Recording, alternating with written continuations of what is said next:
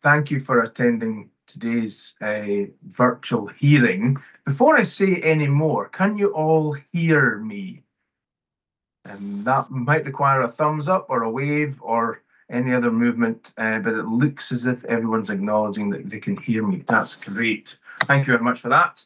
You'll know that today's virtual hearing is with regard to matters relating to noise, largely operational noise, for the conjoined inquiry for 3 wind farms in South Ayrshire. Craiginmoddie, Carrick and Knockcronal. As some of you will be aware already, my name is Keith Bray, one of the reporters appointed by Scottish ministers to consider the 3 applications and report back to ministers on these applications. Joining me today, we have Mrs. Lieben and Mr. Reid, and they are reporters also appointed to consider the applications jointly. I'll be chairing today's session, and that hearing session will be based around the agenda which have been circulated. Can I just check that everyone has had a copy of the agenda? And again, I'm just looking for anyone who's going to be shaking their head. I know there's a couple of typos in it, which I'll cover later on, but as long as you have a copy of it, that's great. I'm going to say a few words now on procedural matters. Some of you in this virtual space today might be familiar with how hearings run, and you may have participated in virtual hearings, but I'll go through a few matters nonetheless. This session is being broadcast. It's been broadcast live, and as with previous sessions, in taking part today, you're consenting to be filmed, and we would use and store these images and recordings for webcasting on our webcasting site, and potentially for training purposes and for keeping historical records. So as long as you are aware of those factors, that's fine. And at this point, I would probably ask you all to introduce yourself. I will ask the applicants first of all to introduce their teams, and then I will ask Save Straighten for Scotland to introduce their team, and if Miss Traynor is on the call, to introduce herself as well. I think that's all the participants that we're looking at. So could I ask the applicant for Craiginmoddie to introduce themselves and the team? Craiginmoddie. Yes, good morning then. David Hardy. I'm a partner at CMS Solicitors and the advocate for Energy Contour. And then the expert witness who's going to be doing most of the talking in the hearing session is James Mackay. He's a Director of Environment and Engineering with TNEI. Thank you very much for that. And for Carrick. Good morning, sir. Can you hear me okay? Yeah. My name is Ewan MacLeod. I'm a solicitor with Shepherd and Wedderburn, and I'm going to be representing Scottish Power Renewables. We've noticed that we're listed as the applicant on Teams. We'll change that over so that people can see who we actually are at the first available break. I'm going to have 2 witnesses who'll be speaking to the evidence today. They are Mr. Jim Paulson, who's the Technical Director with the Acoustics team at WSP, and Mr. Mike Lottinga, who is Associate Engineer with the Acoustics team at WSP as well. Thank you for that. And for Knockcronal. Good morning, sir. I'm appearing on behalf of Knockcronal. My name is Vincent Fraser, King's Counsel. I'm instructed by Mr. Gary McGovern of Pinsent Masons, who I can see is on this call also. And my witness is Mr. Mark Jiggins, who I can see on the screen. Thank you for that. And for Save Straighten for Scotland, if I could ask who's going to be the lead today, and then to introduce the wider team. My name is Susan Crosthwaite, and I am the lead for Save Straighten for Scotland. And I have in my team Mr. Les Hewson and Professor Mariana Alves Pereira, Melvin Grosvenor, and Rita Holmes. Can I just double check? I think if there was going to be an issue with one of your witnesses, experts, with regard to participating with their screen off, is that still the case? Yes, that's Professor Mariana Alves Pereira, who is participating from Portugal, and she could not connect properly with the Teams with video, so she will just be speaking. But we've already tested; we can hear. We also have Mr. Hewson, who is participating from Melbourne in Australia. And so obviously it's his evening over there now. And so we're conscious of the fact that we would prefer the sessions not to go too late into the afternoon when he's participating, and maybe start earlier tomorrow morning. We'll certainly consider that during the course of the day and conclude our starting time at the end of today, Ms. Crosthwaite. So please let us know if any of your participants are having any problems during proceedings. We will. And Ms. Traynor, is Ms. Traynor on the call? Helen Traynor is due to participate.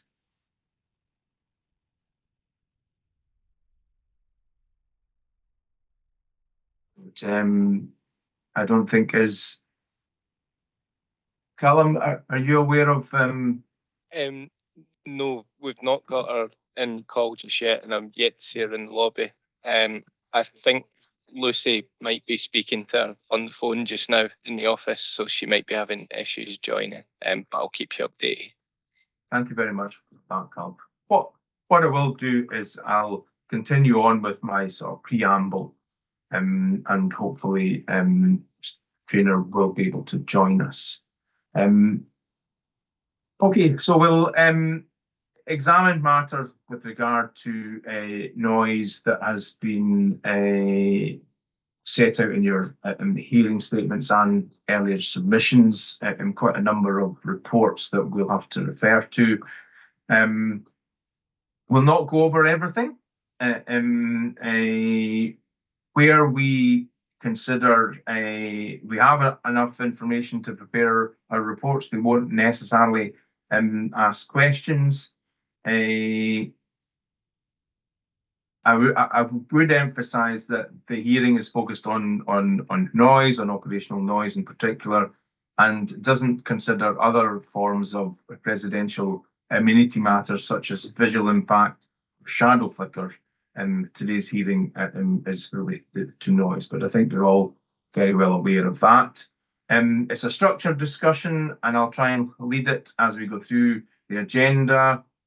No formal presentation of cases or cross-examination, but there will be the ability to ask questions through myself.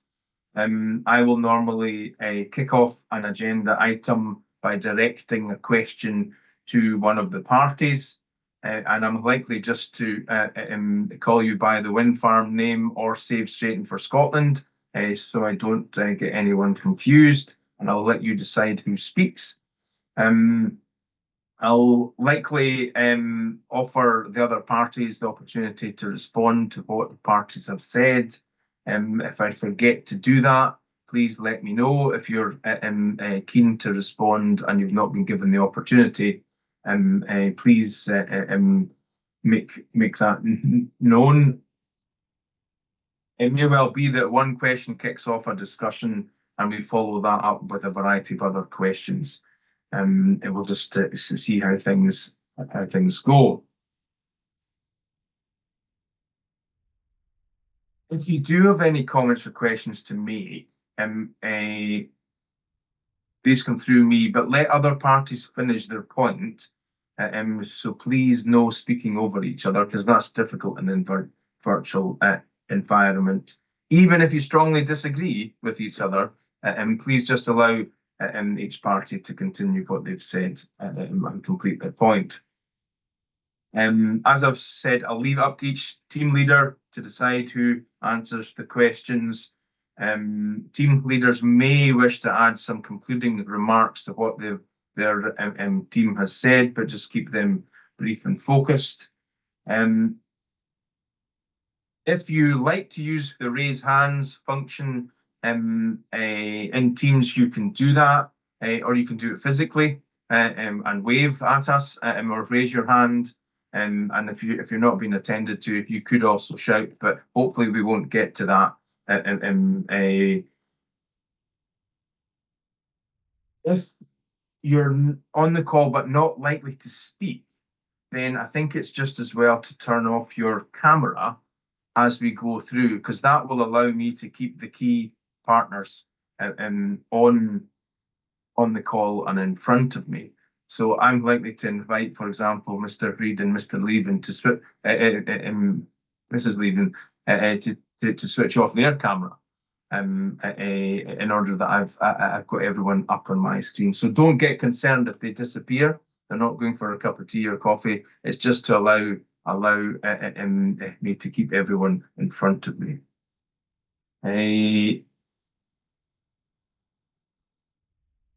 There's quite a number of documents that we may have to refer to. When you're referring to documents, they should be on the core documents list. Make reference to the core document number, electronic page as well if you can. And I'll give you time to look out the documents if needs be. You may well have downloaded a number of them already, but if there's a problem with documentation, just let me know and we'll give you some time. The other matter is, don't feel obliged to comment if you're already repeating things that you've said already today or in your written material before us.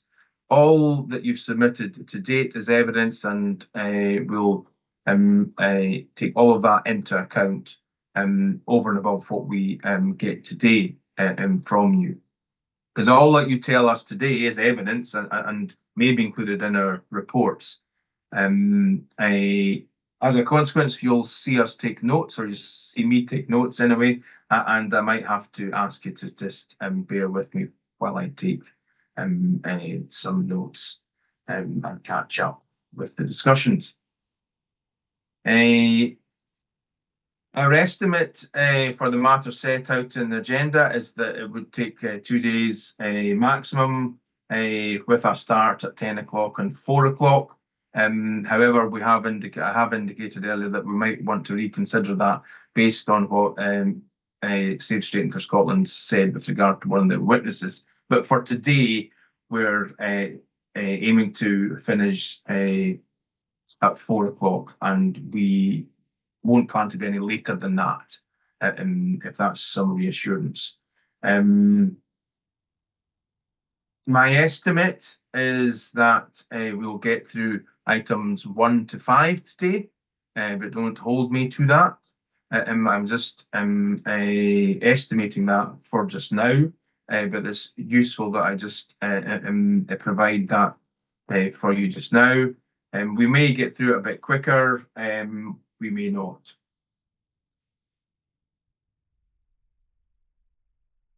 Just to remind you to switch off anything that might make a noise in the room, or if there's any particular emergency that you have to attend to, please just attend to that, and don't hang on the call if there is an emergency happening where you are. So please do that.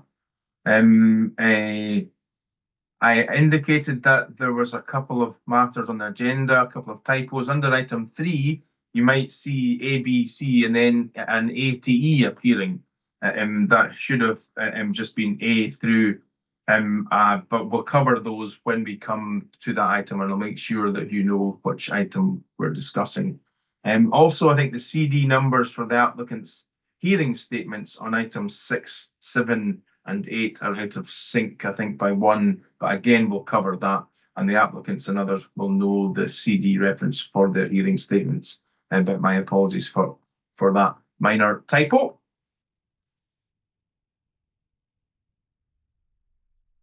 I'm also conscious that there is probably going to be a bit of crossover between items in the agenda and between different documents and such like, and we may find ourselves jumping around a little bit, but I'll try to kind of manage that as we're going through. At this moment in time, I think I'm going to ask Save Straighten for Scotland to update us on 2 documents that have been emailed to our office today. We are conscious that our office was closed on Friday and Monday, and there may have been a difficulty talking to our staff about those 2 documents. But before we go any further, I think these are new documents, but I'll ask Ms. Crossway just to kind of explain what these documents are so that we can have a discussion on how best to treat and deal with those documents. Thank you. Could I ask Mr. Hewson to respond to this, because he will explain these documents best? But they were part of an EIR with an ongoing EIR with South Ayrshire Council, and they should have been presented to me at the beginning of May, but they asked for a 20-day delay, and they didn't appear until I think Thursday evening. I forwarded them at that point to Mr. Hewson. So if I could ask Mr. Hewson to explain them to you, I think he will do a better job than I will. Thank you. I think there's no need to go into the detail of them, but it's really, are these 2 documents matters which you would like to refer to during the hearing? Yes, very much so. We would like to refer to them several times, and they are in response to the applicant's hearing statements as well. Well, perhaps if Mr. Hewson gives out just a quick summary of what the documents are, and then we'll decide what we do with those documents if we are content to accept, and what that means for us today in terms of circulating and potentially adjourning while we do that. So if I could hand over to Mr. Hewson, just for a quick, brief summary of what they are so that the other parties are aware. Okay, so the 2 documents are reports prepared by TNEI on behalf of the owner of the Hagyard Hill wind farm, and they relate to a complaint that was lodged in 2015 and 2016 that was ongoing. And what transpired was that in the course of doing measurements to assess the complaint, the Hagyard Hill wind farm was turned on and off so that they could assess the actual impact from the wind farm. The results that are in that report actually give good indications as to the likely impact that Hagyard Hill might have on some of the nearby proposed developments.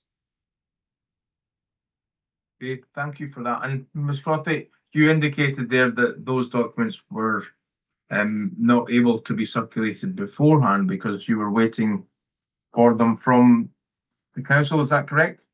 This is correct, yes. And the FOI team at the council just sent them to me with a link. I had to go into council documents to download them because they were too large to send. Well, they said they were too large to send to me, but I actually successfully sent them to you by email this morning. They are 2 TNEI documents, the compliance documents.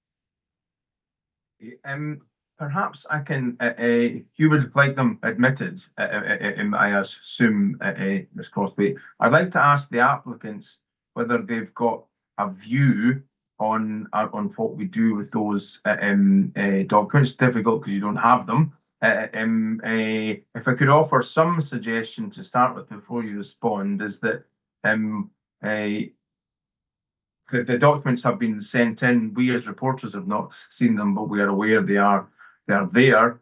There is the potential to adjourn for a short period while those could be circulated to those participating today, and that would allow at least a small period of time to look at those. But I would be interested to hear what the applicants have to say. Perhaps Craiginmoddie first. Yes, thank you very much. I put my hand up, but you came to me anyway. So obviously, well, there's serious concern about that. We don't know what the documents are, but I'm not sure, given a topic like noise, that a short period of time is going to assist. I mean, it'll certainly give you enough time to see what the documents are. But if there are technical points being made, they are the things you can do on the hoof, unfortunately. So I am just laying down a marker. I'm seriously concerned about it, and it may well be that there is a request for an adjournment. As in not just not a short adjournment, an adjournment of the hearings. And for Carrick. Yes, sir, I have similar concerns. I appreciate that the Freedom of Information request only came through on Thursday, but it appears that this relates to a noise complaint from 2015-16. Now, Save Straighten for Scotland have obviously made quite a lot of complaints that have been lodged with the council over a long period of time. And I think perhaps a relevant question is, why was the Freedom of Information request not made substantially before the beginning of this month, if that's the period in which it was made? But I agree with Mr. Hardy. The difficulty is noise is not something that's easily responded to. People will need to consider their position and do so carefully. And for Knockcronal. Thank you, sir. Well, so I agree entirely with what's been said. Can I just raise a sort of a linked matter? I'm loath to be critical of Save Straighten for Scotland, bearing in mind that they're not professional objectives.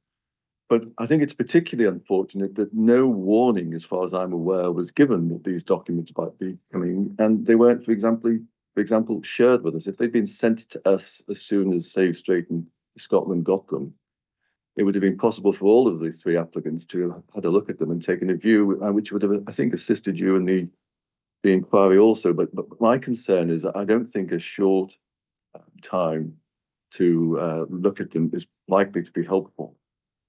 If indeed Save Straighten for Scotland think that it's really essential that these documents go in, my suggestion would be that they actually send them now to the three applicants so that they can have a look at them.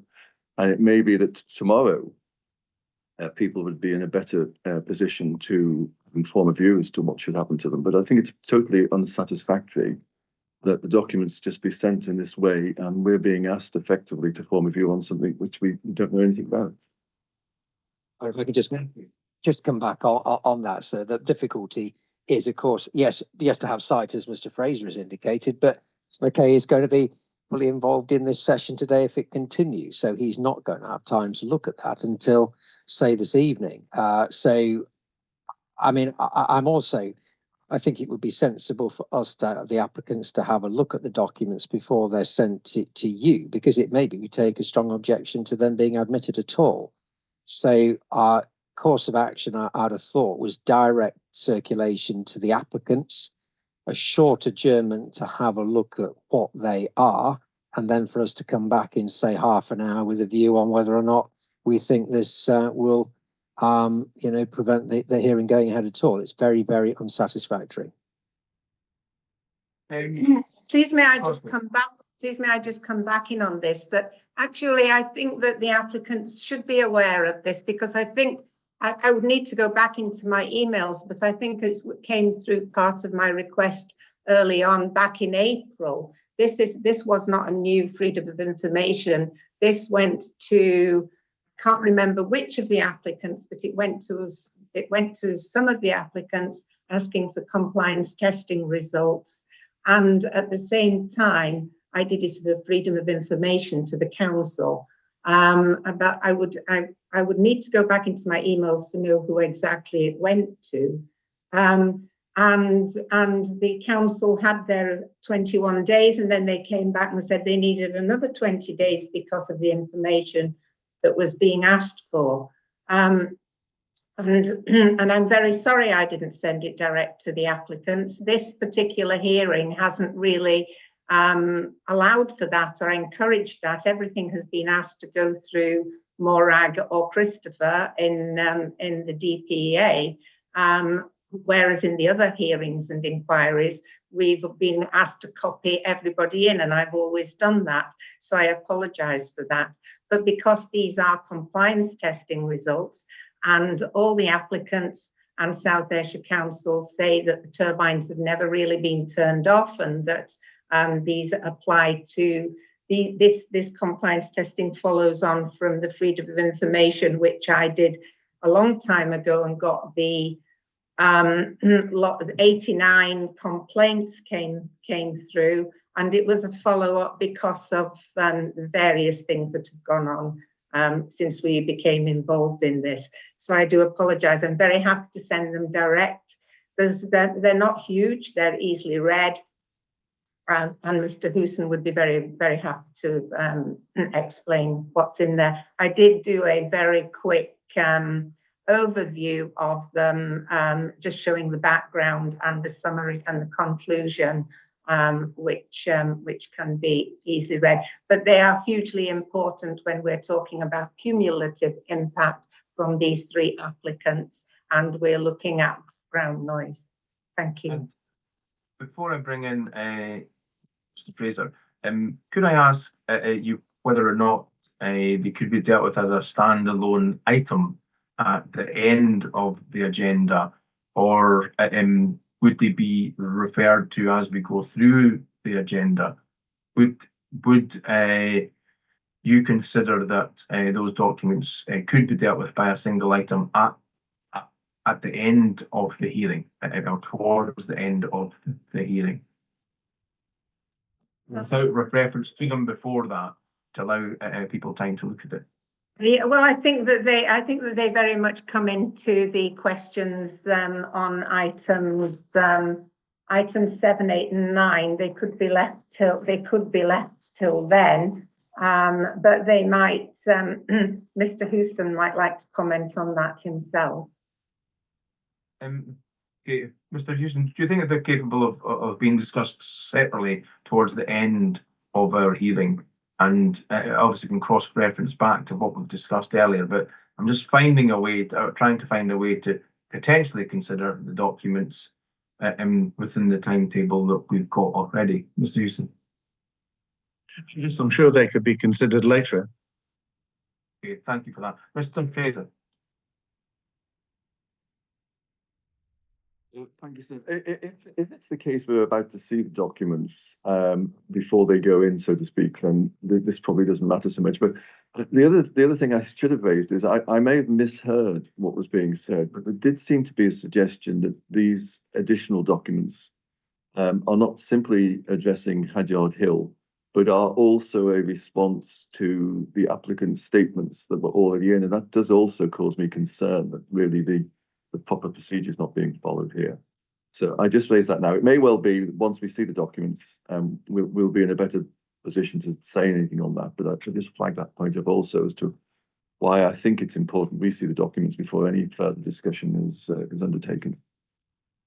Okay, Mr. Osborne, do you feel that you would wish the applicants to see the documents before we proceed today? As I've indicated, the reporters are aware that they've been emailed, but we've not looked at them.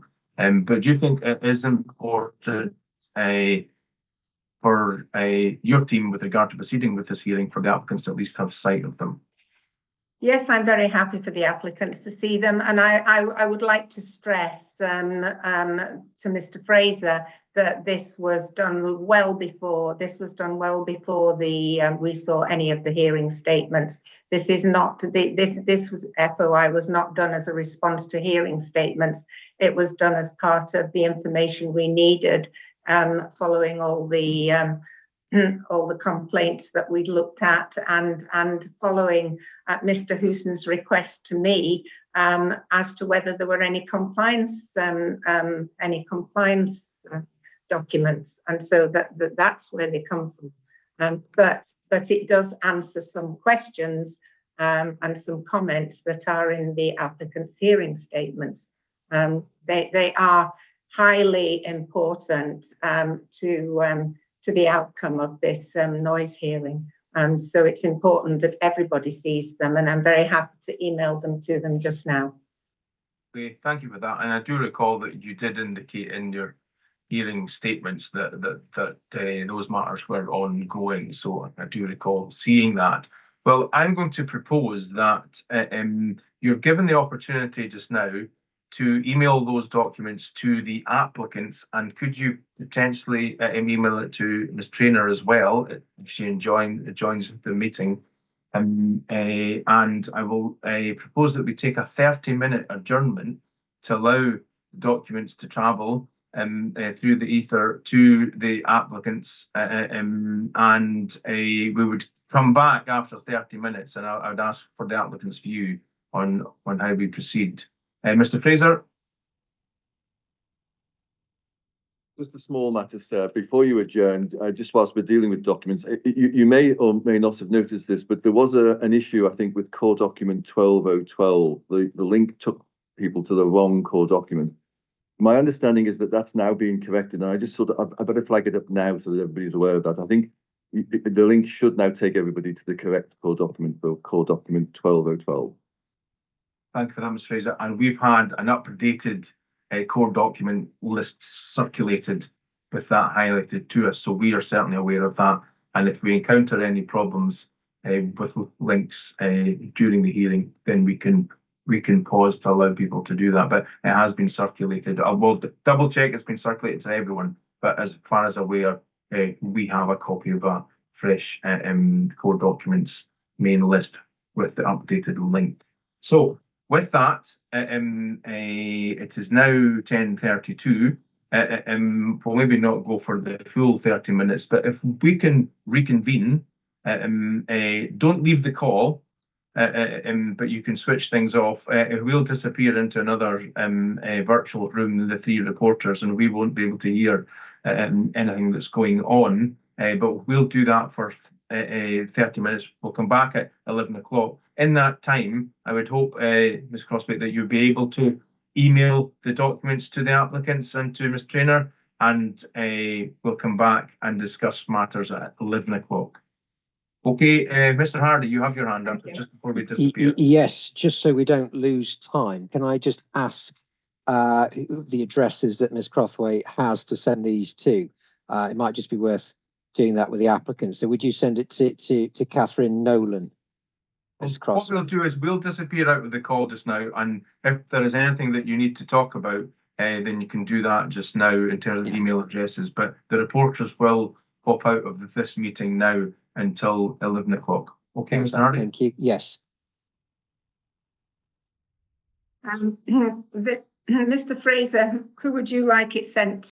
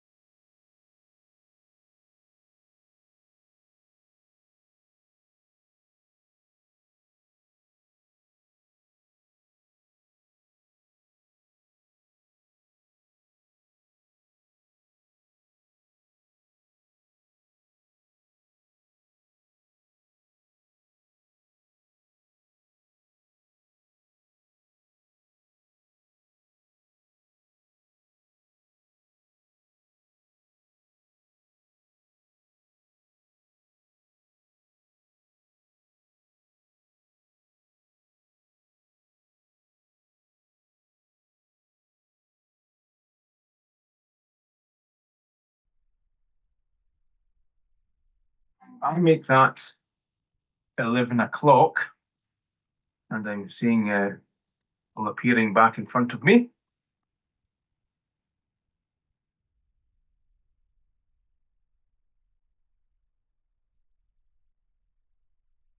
Everyone happy to make a start? That's good. Okay. Well, I'm going to turn to the applicants in a second. First of all, Ms. Crothwaite, did you manage to send the emails? Have they been sent? Yes, the emails have all been sent, yes. I would just like to inform you that one of the documents, the second email that you sent to the DPA today, having difficulty opening the second PDF. So, for example, we won't, as reporters, have access to that document immediately because we're informed that we can't open it. So, I just thought I would say that before I opened up to the applicants. So, it doesn't look as if there'll be an opportunity, regardless of what the applicants may say, for the reporters to be able to access that document this morning. That said, I will hand over to Craiginmoddie first of all to give me their views on how to consider the documents and any thoughts on procedure. Thank you very much. The first thing I'd say is that we didn't get the documents straight away. It took about 7 or 8 minutes. When they came, one of those didn't open. So we've not had half an hour, but we've done the best we can. It seems that there are 2 reports and then a Word document which looks as though it's a Word version of the summary and conclusions from the July 2016 report R3. So there's a report R1, April 2016. Then there is a report R3 from July 2016, and then what appears to be a Word extract. The difficulty is we are completely in the dark about the purpose of these documents. Yes, they're only 8 or 9 pages in terms of text, but the reports are 77 pages long with all the usual things that you get in a technical noise report. Until we know what the sort of points that are going to be made, I'm afraid we're in no position to go on. That obviously causes difficulties because that information should have been available to us 6 or 8 weeks ago. And the point that Mr. Fraser made, look, why on earth wasn't the FOI request made months ago? These documents date back to 2016. So it's a very unfortunate situation. There are obviously costs involved. There's a massive amount of money that's gone into putting on a hearing today, and I do put a marker down in relation to that. So at the moment, simply don't know. I think we would, at the very minimum, would have to have, and I think this should be offline because at the moment I'm not sure we're in a final position to say whether or not we think the document should be admitted, but at the very least, an articulation of the points that are going to be made in relation to these documents. Then we would need to come back and say how we intend to proceed. But at the moment, I think there's a risk that the entirety of the hearing will be torpedoes if these are as fundamental as Ms. Crothwaite said they were. And can I ask the applicant for Carrick Wind Farm for their views? Thanks, sir. So we're in a slightly worse position than Mr. Hardy because the email didn't arrive until about 10 minutes to 11. So we've only had the briefest of times to look over it. I agree what Mr. Hardy says in terms of the volume of the documents. There are only 3, but one of them is nearly 80 pages long, and clearly we've not had a proper opportunity to go through that or consider its implications. So far as procedure is concerned, at the moment, I would object to this document being admitted for now. My suggestion as to how best to proceed is this, that we park the issue for today. We proceed with the first few sessions that you have set out on your hearing agenda, which concern policy, the errata, etc., and don't appear to require any consideration of the documents that Save Straighten would like to lodge today. We're given an opportunity to consider overnight what our final positions are if we can do that. And we tell you tomorrow morning whether we continue to object to the admission of the document. I agree with what Mr. Hardy said about the way in which the document is to be used, and it would certainly be helpful to us if Save Straighten were able to confirm, again, I emphasise offline, so not involving the reporters, if they were able to confirm to the applicants the points that they intend to take from the documents, it may be that we're in a position to agree to them. It may not, but at this point in time, I'm afraid that I do have to make an objection to the documents being admitted for now. Thank you for that. And Mr. Fraser for Knockcronal. Thank you, sir. Before I deal with that, can I just say we are more or less in the same difficulty as I think the reporters are with respect to the second of the documents. I put it that way because bizarrely, Mr. McGovern seems to be able to open it, but none of the rest of us can. And when he tries to, he's tried sending it in multiple ways to us so that we can open it, and none of them's working. So there is clearly an issue with the second of those documents as to its availability to parties being able to open it. Turning to the essential matter, sir, I'm essentially in agreement with what's already been said. Obviously, I'm anxious that we try to progress this matter as best we can and use the best of inquiry time. And as I understood it, sir, it was essentially being suggested that these documents were really relevant to later on in the hearing. And I think really, if I've understood your estimate as to timetable, probably would not have been being reached until tomorrow anyway. So it does seem to me the best way to deal with this is to try to come back to it first thing tomorrow morning and address the admissibility of the document then. And I think it would certainly speed matters up in being able to address that matter if we could have some indication offline, as has been suggested from Save Straighten for Scotland, as to just what the relevance of these documents are.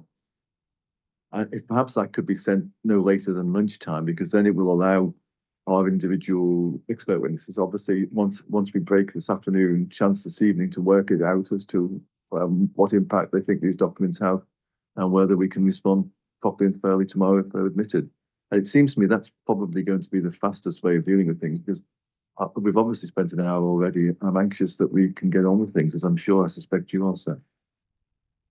Thank you for that. Could I ask Save Straighten for Scotland then, would it be possible to deal with the applicant's request for a pointer with regard to the issues you'd raise and where they might appear on the agenda alongside the documents? That's been requested offline. I think the term that's been used, that's not something that the reporters are requesting, but is that something that you could address? Yes, we can address that, and I will resend these documents by WeTransfer at lunchtime. They are large documents, which is why maybe the second one, I had to go into the council site. They gave me access to their site to download them. They did send via email this morning. Part of the reason that I had a real problem this morning, we're actually doing this from my neighbour's house because we had a power cut this morning. So everything went, whereas I had intended sending them at 8 o'clock this morning, they didn't get sent to you till after 9 because I didn't have any power. But I will ask Mr. Hewson to address the second part as to the implications. I'm sure he will be prepared to put something together to go to the applicants. If I could just hand over to Mr. Hewson, if that's okay. Yes, Mr. Hewson. Yes, more than happy to. Well, based on what you've all said and our own thoughts, we are keen to proceed. I would propose that we would continue with items 2 to 5 today. The documents have not been admitted, that we kind of make that ruling at the moment. So I would ask that you do not refer to them during the discussion. But to be fair to you, to allow the documents the possibility of being admitted, then for them to be resent and a summary of the points made can be pointed out to the applicants. We'd be content with that and revisit the matter in the morning. If that's the case, though, we would start at 10 o'clock in the morning. I wouldn't be prepared to start any earlier because I think participants would require some time in the morning to kind of deal with these matters. So I don't think I could go with your suggestion of a slightly earlier start tomorrow morning, Ms. Crosby. I think 10 o'clock would be the time that we would start. Is everyone in agreement with that approach, that we proceed and conclude item 5, go no further today, and go on the basis that the documents are not admitted and therefore not be referred to, and we review the matters in the morning? Mr. Hardy. Yes, I don't want to unnecessarily delay things. Of course, we want to get on as well. But it seems to me the range of response in relation to those two documents is very broad. It might be sort of technical points on the assessments. It might be broader points. And the danger with continuing is that if those documents are then put in tomorrow, that points which are covered in relation to, say, policy and guidance and the derivation or the workability of ETSI-derived conditions and so on, then gets revisited, because it might be a broader point that is being made on a narrow individual report. That's the difficulty. So yes, I want to get on, but even if we don't refer to those reports by name, I do think there's a danger that when those reports come in tomorrow, that say straight, want to go back over points that we've discussed today. So I just raise that as a concern. Thank you for that. I mean, from item 6 onwards, there is an opportunity to discuss the hearing statements of each applicant and planning conditions and complaints to the council. So I think it would seem to me to be relevant to those parts anyway. We do have the ability for further procedure afterward as well. If the hearing doesn't turn out to be satisfactory, we can have further written submissions, and you will have potentially the opportunity to have a closing submissions on this as well. So there will be opportunities beyond the hearing to address matters that come up. But I think, based on what you've all said, I think we can try to make progress on items 1 to 5. We've ruled that the documents shouldn't be admitted at this late stage, albeit we understand the predicament that you were in, Ms. Crossway, but that we revisit tomorrow with you resending the documents and also highlighting where the key points from that. If we're all happy to move on from that just now, then we can move to item 1. But Ms. Crossway, you have your hand up. Yes, if I could just make it clear that I actually asked South Ayrshire Council via Stantec, and also via FOI on the 28th of March for these documents, so well before any of the hearing statements were completed, and it did take them much more than the normal time to send them to me.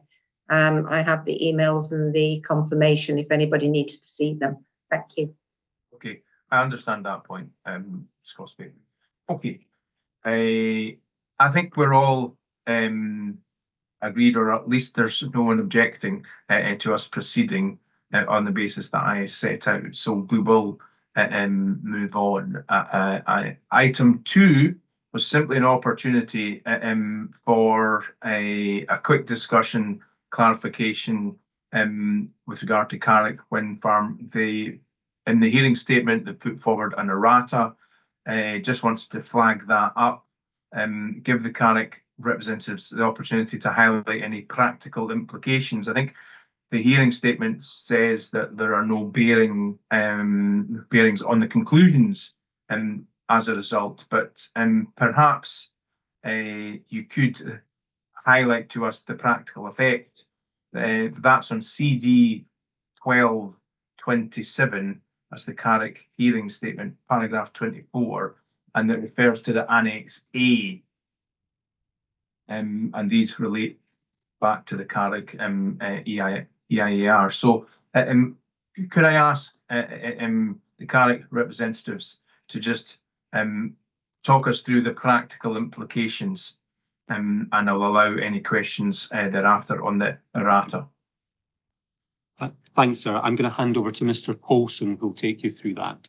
Thank you. Yes, good morning. Good morning, everybody. We worked at length with the expert witnesses for the other two applicants in arriving at a statement of agreed matters, and in that process we identified a small number of erratum associated with the Carrick Chapter 9 noise assessment in the EIAR.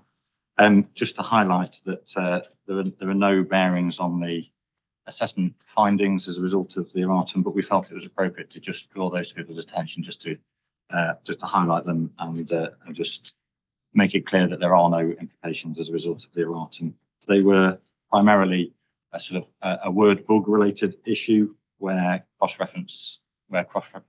auto cross references had updated in the final publication of the PDFs, resulting in the insertion of some additional tables to the text. There were two other erratum just associated with the copy and paste errors into two tables, one of which hadn't been updated. We've presented that. That's erratum number 3, and one typo in errata at the table, which is erratum number 2. But just to highlight, they have no bearing on the assessment findings or the conclusions drawn.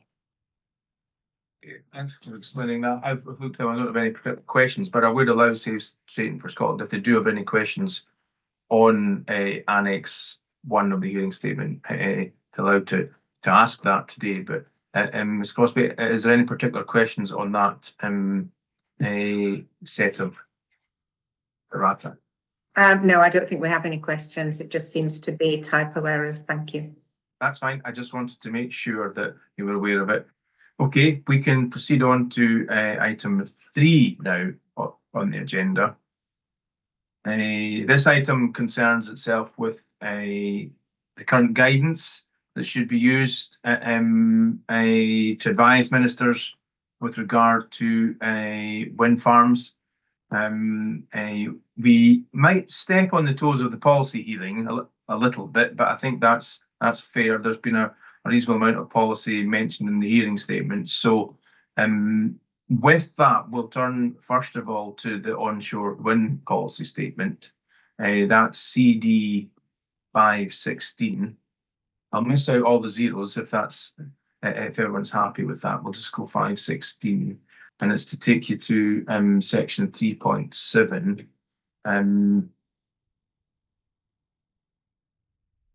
Electronic page 20, I think.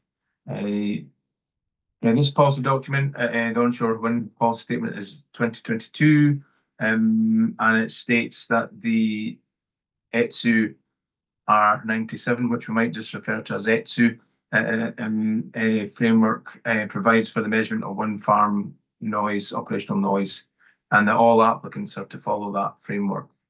And it goes on to reference the good practice guide.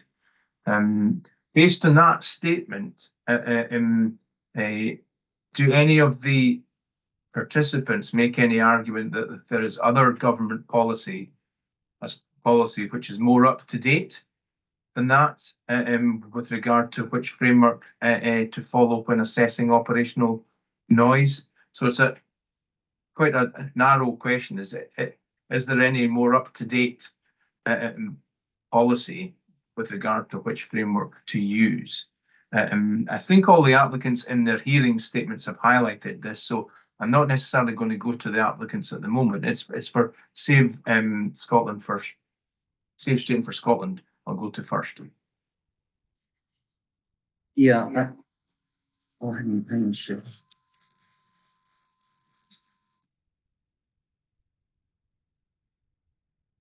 We would just like to take and report this to our inquiry report 1702. Although we recognise that there isn't any new up-to-date guidance, I mean, we will come back to it, obviously, in the WSP report, but we refer to our paragraph 7172 and also 7, which sets out that although it is the guidance, we've got severe concerns about the relevance of the guidance. But of course, we'll come back to the WSP report that argues whether ETSU should be updated. But at this point in time, we acknowledge that ETSU is the current guidance, but we do have reservations. I think that's probably the best way to put it. Thank you for that. So, I mean, is it fair to agree between the parties that in terms of policy, the onshore wind policy statement sets out the Scottish Government's view? Do the applicants have any concern with that statement? Seeing anywhere. Moving on to kind of guidance, slight difference between policy and guidance, and the guidance is set. Mr. Jiggins has his hand up. Yep. Could I just note that that onshore wind policy statement does go on to note that there is an updated, and that until such time as an update to XR 97, that it should continue to be followed. So there is recognition of that process that's ongoing, and also that it's very clear to me that the framework should be XR 97 and it should not be supplemented or added to by any other type of assessment. That the required assessment methodology is that defined in XR 97 and no other. That's the only point I wanted to add. And we are aware that the policy statement goes on in the paragraphs that follow 8.7 to explain the current position. But in terms of just a simple point with regard to what the current policy is, then I think we've got clarification. Mr. Groner, you have your hand up, but I think that might be a mistake, is it? You have an electronic hand up. Oh yeah, I'll put it. Sorry, I had it up. That's fine. Yes, sorry. In terms of the guidance, we have the ETSU guidance and the good practice guide. Those have been circulated as core documents, 12.1 and 12.2, and there's also been supplementary guidance notes circulated as core documents too. Is my question on this one, has there been any update with regard to a replacement guidance other than what the government have said with regard to their policy? Is there anything that you're aware of since the preparation of the hearing statements or other submissions that new guidance has come out from the Scottish Government?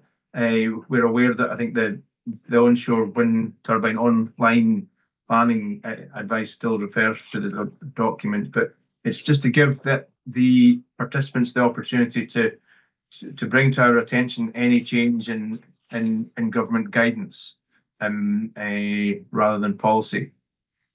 Applicants, any of the applicants aware of anything published recently on fresh guidance? No. And Safe Strain for Scotland, no,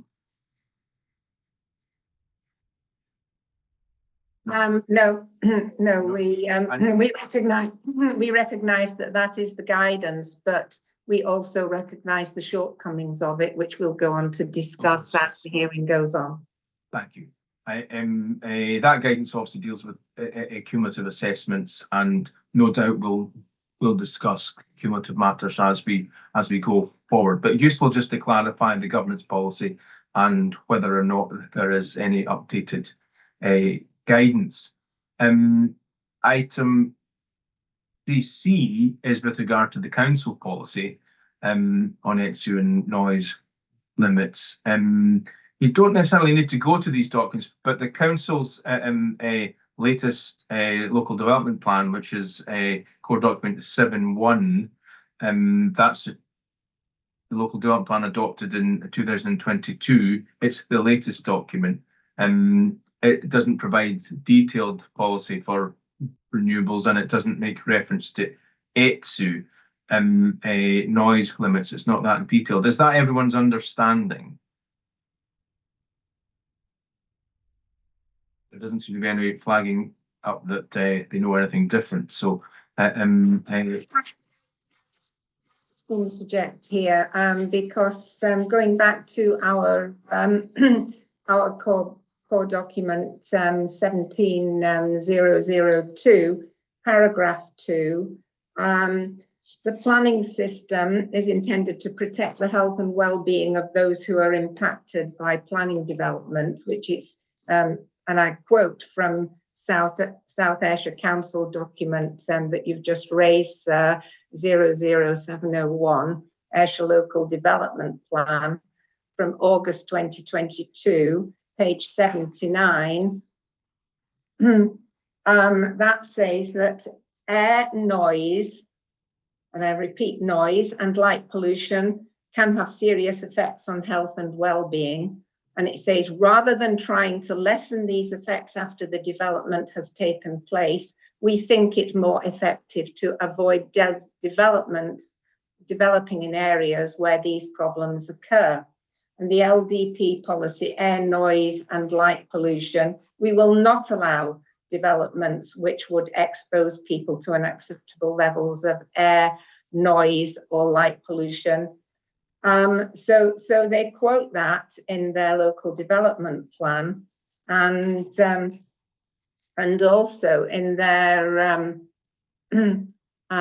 we then have document CD 016013 and CD 016061, which is the same document by Stantec, which actually goes against their policy, and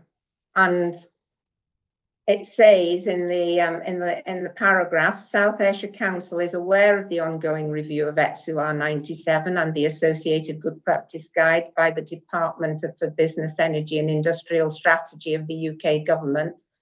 However, for the time being, ETSU 97 remains the guidance used in assessing wind turbine noise, and SAC is satisfied that the assessments for Craiginmoddie, Carrick and Knockcronal comply with it. On this basis, SAC's position, and this is the important bit, on this basis, SAC's position remains that the noise impacts associated with all three schemes are acceptable subject to conditions. Furthermore, SAC is not seeking a single cumulative impact noise assessment for all three applications. SAC has the power to investigate at a later stage should a potential statutory nuisance be found to exist in terms of Environmental Protection Act 1990. Now, we will bring forth evidence, and we have in our report, that this just doesn't happen, that the conditions, and it will come in later. That'll come later, I think. I mean, that allows you there to explain your point, but I think that relates to a matter further down the agenda. What I'm trying to clarify is where in the council's policy there is reference to noise limits in the framework, and I think in on that, please, because we do have the evidence for that, and that's one of the papers that's been submitted. Well, what I'll do is I'll continue with my questions, and I think if Mr. Houston wants to come in, I'll also allow the applicants to respond in a little minute. The guidance, the ETSU guidance was referred to in the supplementary guidance on wind farms. That's CD 740. And although this may be a matter for the policy hearing, but does anyone have a view on whether or not that supplementary guidance has now been superseded by the adoption of the local development plan, or are the applicants content that that can be discussed at the policy hearing? Any of the applicants want to give me the view as to whether the supplementary guidance for wind farms has now been superseded by the 2022 LDP? Yeah, I think Mr. Paulson has some comments to make on that, sir. Hello, yes. So my understanding is that the supplementary guidance wind energy, that's CD 7.4, was prepared in support of the previous LDP, and it hasn't been replaced, but it does make a clear recommendation. It says the developers should refer to ETSU R97 and the IOA GPG to the application of ETSU R97 and also the IOA supplementary guidance notes that accompany those documents. There's a clear recommendation in that guidance that ETSU should be applied. Thank you for that, and apologies for the wrong reference. I said 740, it was 71, so my apologies for that. The other applicants, anything to add? No, just agree with what's just been said. Scroppy? If I could get Mr. Hooson to talk about the South Ayrshire Council relates to the procedures of ETSU, and the procedures of ETSU should be followed.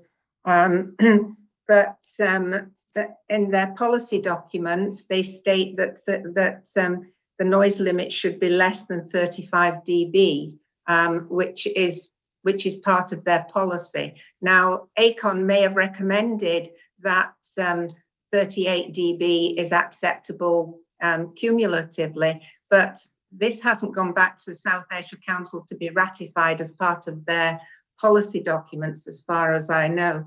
Mr. Hooson might like to speak to that for me. Perhaps if you, Mr. Hooson, if you're going to have regard to CD, I think it's 1216, which is the environmental health a guidance note. I think that's for wind turbine development. Were you going to have reference to that? Because I do have questions on that just now.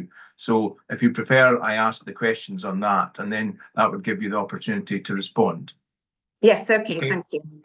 So I've given you the reference 1216.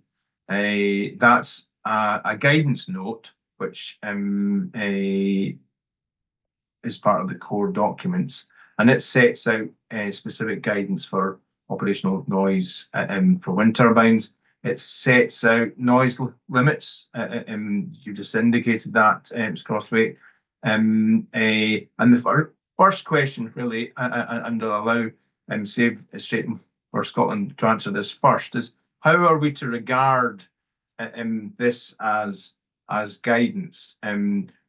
We've just discussed the local development plan. We've discussed the fact that the historic supplementary guidance referred to the ETSU framework. How are we to regard this guidance note from Environmental Health, notwithstanding the council are not here today? To respond, the guidance note CD 012.016 is actually part of South Ayrshire Council's recommendations for any submission with regards to wind farms. Yes, it does set noise limits, and it also has a section with regard to cumulative impacts of noise, and it also refers to the same limit for a single wind farm as it does for the culmination of multiple wind farms. In my view, that's all within the framework of ETSU, which is required to be used. And it basically is a useful document identifying the position of the South Ayrshire Council with regard to setting particular noise limits within the framework of ETSU. And the applicants, Craiginmoddie, how are we to regard that guidance note? Mr. McCarr, I'll take that, yep. Thank you, sir. So the status of that document and that specific point, when considering noise limits for wind farms and the difference between a cumulative limit and what you might call a site-specific noise limit, when considering cumulative noise, clearly you have to have regard to other wind farms in the area. And during consultation discussions with ACON, it became apparent that existing noise limits for wind farms in the area were based on higher limits, which accord with ETSU R97, rather than the submission guidance note. Accordingly, setting a cumulative limit lower than a noise limit that's already been attached to an existing consent is, in my opinion, illogical.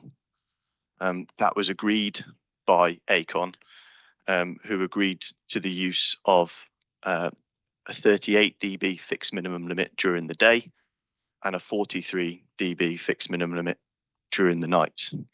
That is referenced in the TNEI noise report, which is core document 1224, paragraph 6.4.3, and the ACON response, which sets that out, was included as appendix 4.3 in core document 196.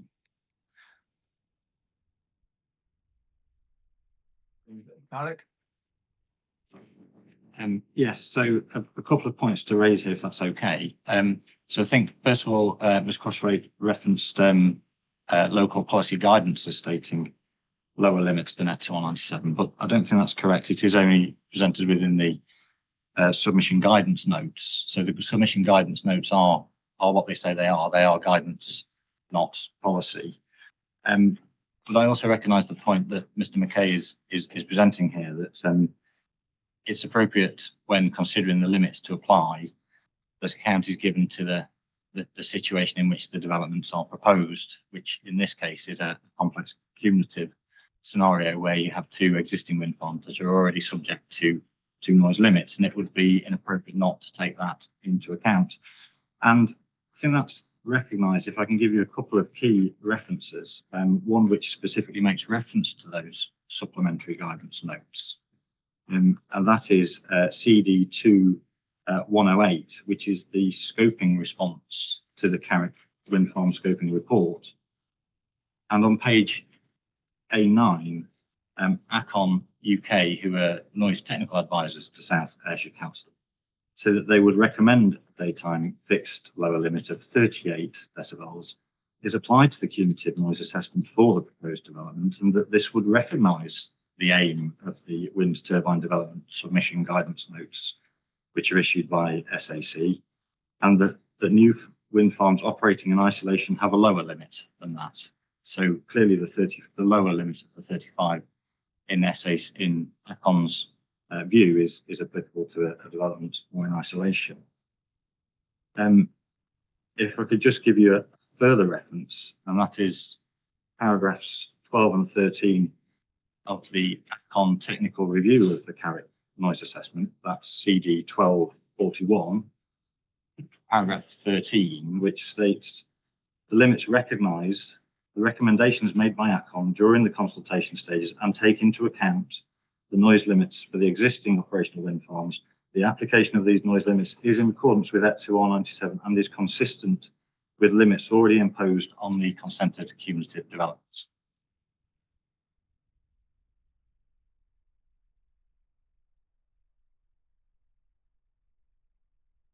And from Knockcronal. Yes, I think there's a couple of points I'd make. I generally am in agreement with the other applicants that the whilst you might aim towards something that's in a local policy, overriding national policy in Scotland is to use ETS 197, which is quite clear that the daytime limit should be somewhere between 35 to 40 based on a number of factors. There's no consideration of the number of factors in that document, generally speaking, and they've chosen the lowest within that range as a default position. And whilst that might be a good goal to aim for, it may be something that an individual wind farm might aim for, but there has to be recognition of the existing cumulative limits which have been applied to other consents nearby, and the illogical nature of then applying a limit cumulatively which would be lower than consents already issued. That illogicality has to be addressed in a reasonable way, taking forward towards the assessment, and that's what we've done. So I can refer you to our technical appendix, which is CD 3193, I believe, where we consider that in the three reasons why ETS 197 sets out for the decision for 35 to 40. And because ETSU-R97 is by definition a cumulative assessment methodology, then we've considered that in terms of the cumulative effect and concluded in 5.7.7 that a 38 dB limit for the daytime would be an appropriate setting for the cumulative effect. Thank you. Thank you for that. Crossway, does Mr. Fraser, were you wanting to come in there? If I might say, I obviously don't want to add to anything that's been said by the technical witnesses, but it's just going back to the document itself and its status. And so it's quite clear from the document itself, I would suggest, that it's telling us simply what the environmental health officers will be looking for on a planning application. Whilst it does go on then to say South Ayrshire Council has determined that noise levels should be at the levels that they set out there. But I don't think this document should be read as policy at all. It is simply an advisory document as to what the EHO will be looking for by way of information when an application is made. And I think putting it in context again, it's important to bear in mind there is no issue raised by South Ayrshire about the noise application, any of the applications failing on any sort of noise ground in this respect. And that's in the context, of course, of South Ayrshire having been given independent professional advice on these matters as well. So there clearly isn't an issue about some sort of failure to comply with policy here as far as South Ayrshire are concerned. Thank you, sir. Thank you for that. I've heard what the applicants have to say. For Safe Strain for Scotland, anything to say on the status based on what you've heard from the applicants?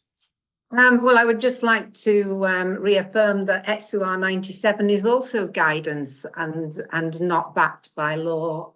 So we have the same situation. And it does say in South Ayrshire Council's objection letter, I think at some point, that 35 dB was what they expect the noise levels to be. So there is definitely ACON does not do South Ayrshire Council planning policy. They advise South Ayrshire Council accordingly, and so the guidance should be followed in our opinion. I'm not sure whether Mr. Hooson wants to add anything to that or not.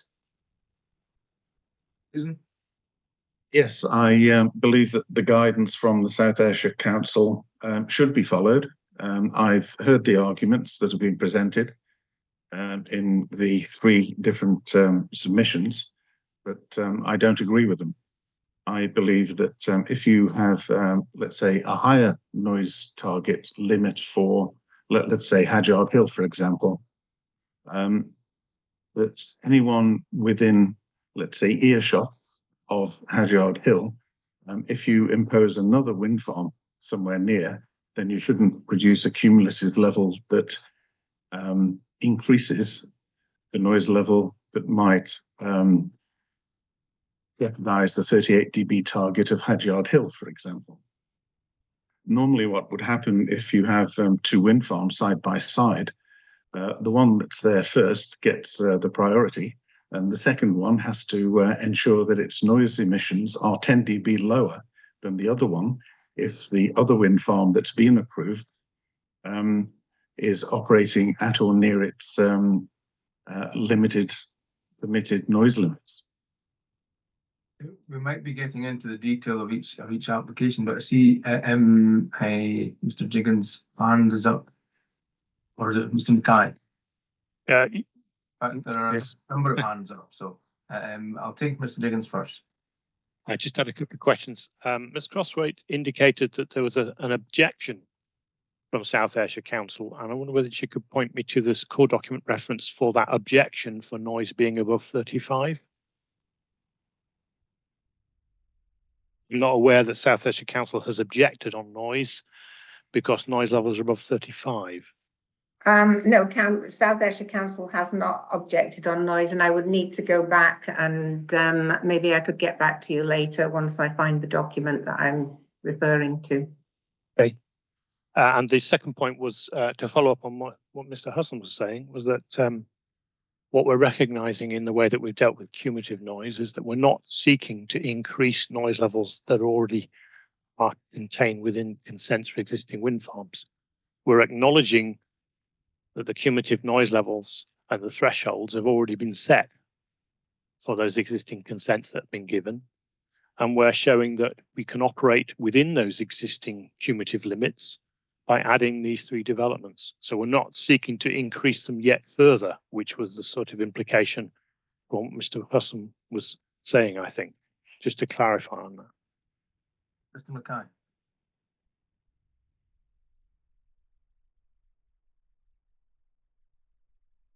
Thank you. I just wanted to follow up on Mr.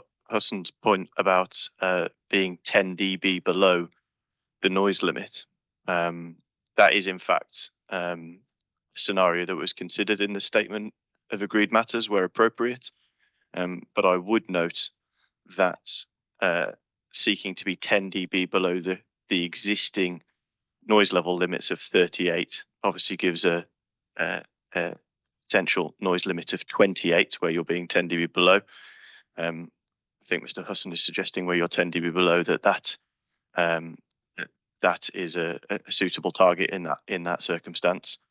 Starting with a target noise limit of 35 would result in a target of 25, and I would argue that that's unnecessary. Forgive me, I appreciate that's quite a technical point, but I think it's one worth making. Thank you. I'm sure we'll get into even more technical points as we move through the agenda, but thankfully I was able to follow that one.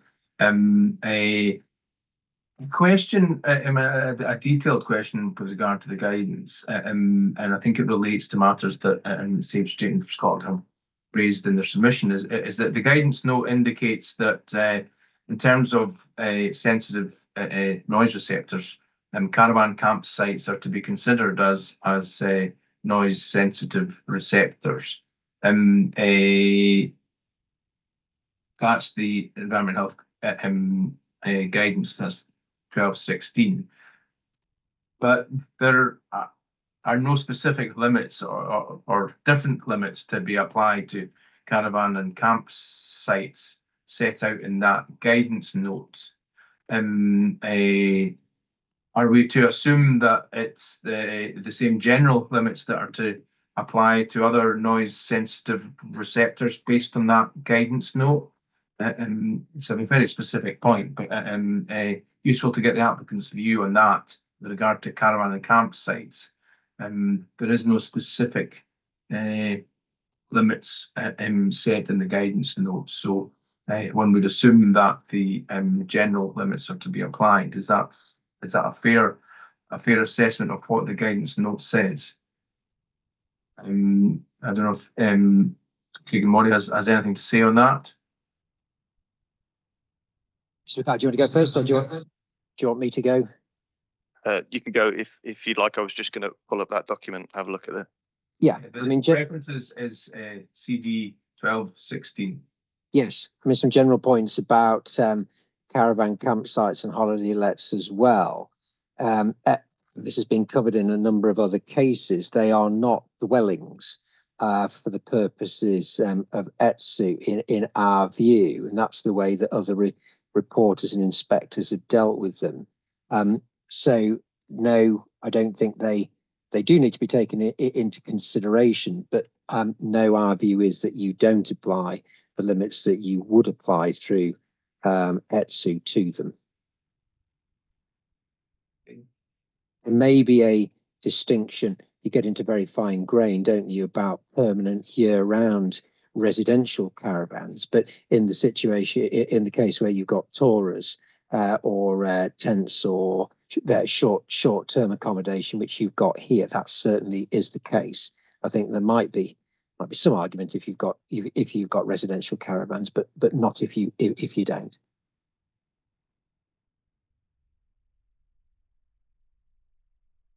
Is there anything else, Mr. Mackay, you'd like to add to that? only in terms of the kind of sensitivity of a receptor.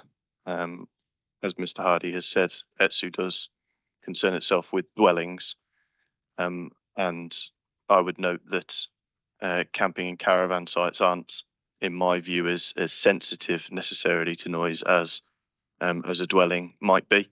As an avid camper myself, I spend quite a lot of time in a tent, and in doing so, I don't necessarily go there to expect the same level of protection I would expect in my home. Usually, when you're out camping, you've got wind flapping around your tent, or birdsong waking you up in the morning, or perhaps other campers bashing around and cooking their breakfast. So I would note that ETSU concerns itself with dwellings, and I think protection of dwellings is what it concerns. Okay, thank you for your experience, though we'll not necessarily take that as evidence as an avid camper. Carrick, anything to add to what's been said with regard to the guidance note and what it says about caravan and camping sites?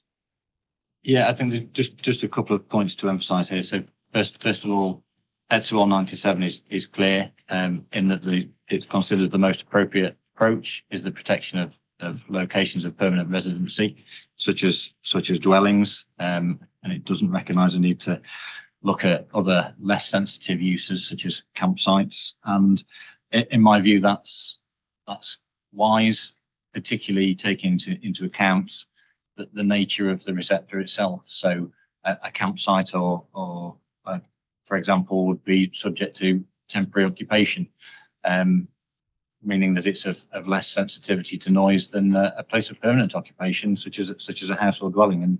And that's a key consideration when you're looking at any kind of noise assessment, to look at the sensitivity of the receptors and therefore where the greatest potential impact has the potential to arise. That's what ETSU R97 does, and that's the approach to be applied. And for Knockcronal? Generally, I would concur with my colleagues there. I think less sensitive uses are not dwellings, and it's dwellings, receptor locations that are dwellings that ETSU R97 seeks to protect. They're the most sensitive. That's the appropriate control. That's what planning policy says you should do. It doesn't set requirements for camping sites or caravans, which are receptors, nor does it require them to be protected to a greater extent, which is what Safe Straight On has provided evidence on. Now to Safe Straight On for Scotland, any comments on what you've heard or the applicability of the guidance note from Environmental Health? Could I refer you back to Mr. Hooson, please? But just before I do, could I also just say that the areas that these camping sites are in are very quiet, peaceful rural areas where the people are going because of the dark sky park and the quiet nature of where they're going. They're going to enjoy the peace and quiet of the countryside. I would just like Mr. Hooson to come back on that point too, please. Yes, Mr. Hooson. Yes, the framework of ETSU, which is the policy that we've got to adhere to, is designed to protect sleep. That's its fundamental objective in setting its guideline limits and procedures. The South Ayrshire Council Environmental Health Submission Guidance Note effectively says it deems that the noise-sensitive receptors are also caravan and campsites. So they have deemed that caravan and campsites are noise-sensitive receptors. And then one has to assess whether the 35 dB minimum target noise limit in ETSU that is suggested for a dwelling, which typically would be brick built, let's say, and have a particular attenuation from outside to inside of 10 or 15 dB or so, is applicable to this particular type of noise-sensitive location. And in my view, following the framework of ETSU, where it's designed to protect sleep, these noise-sensitive receivers, as defined by South Ayrshire Council, warrant particular attention and protection. Just to follow up on that, I mean, are any of the applicants aware that in the scoping that this was pointed out, or were there particular caravan and camping sites that you were advised to treat as noise sensitive receptors in your noise assessments? Maybe that's too detailed a question for you, but is there anything in any scoping comments that pointed you in that direction to any of the applicants? No, so for if I can interject, for Carrick, we submitted a baseline a scoping report that clearly laid out where we were proposing to undertake all of our baseline noise measurements. They were all at dwellings and they were all accepted. We also included a list of all of the potential noise sensitive receptors in the area that were to be considered. They were also accepted. So no, we were never informed by SAC or their technical advisors with regards to campsites, and neither did we expect to be. Mr. Mackay? I'm not aware of any discussions raising campsites as an issue. There was direct consultation between a previous noise consultant and Wood Group and the council. I've reviewed the information that's publicly available, and I haven't seen anything relating to campsites. Well, again, I would just add, so the answer is no, and nor would we expect to be. Mr. Hardy, Mr. Jiggins?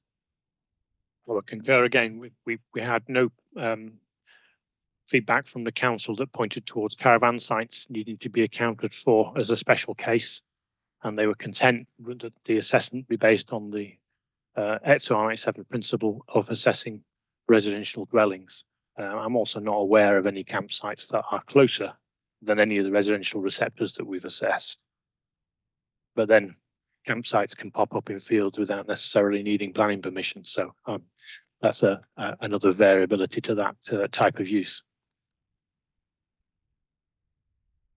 Thank you for that. I was going to ask one more question with regard to the guidance note, and I'll perhaps go to the because the matters with regard to planning conditions that are set out in the guidance note, I think we'll deal with in the planning conditions questions later on in the guidance. But question to say straight in for Scotland perhaps is there anything in the guidance note with regard to cumulative impact? And I think that's on electronic page 4 of the guidance note. The reference again, just for info, is CD 1216, and that's electronic page 4. Cumulative impacts. Is there anything there that you would particularly like to highlight to me, or where you feel any of the applicants have not adhered to that particular guidance? Ms. Cosby or Mr. Husson? Mr. Houston will answer that, please. Yes, there's a paragraph on page 3 which states that a desktop site-specific noise impact assessment is acceptable in circumstances where it is expected that the fixed limit of 35 dB L90, all wind speeds up to 10 meters per second, can be met by the proposed turbines, and this is underlined, including any cumulative impacts. So they are addressing cumulative impacts within the 35 dB preferred target noise limit.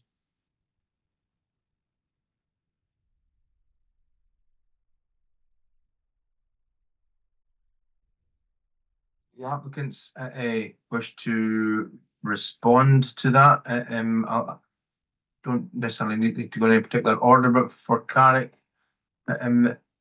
is there anything to say on that with regard to what Susan has said on the guidance note? It's on page 3. So I think the point with regards to the limit here has already been addressed in the previous comments that we've submitted.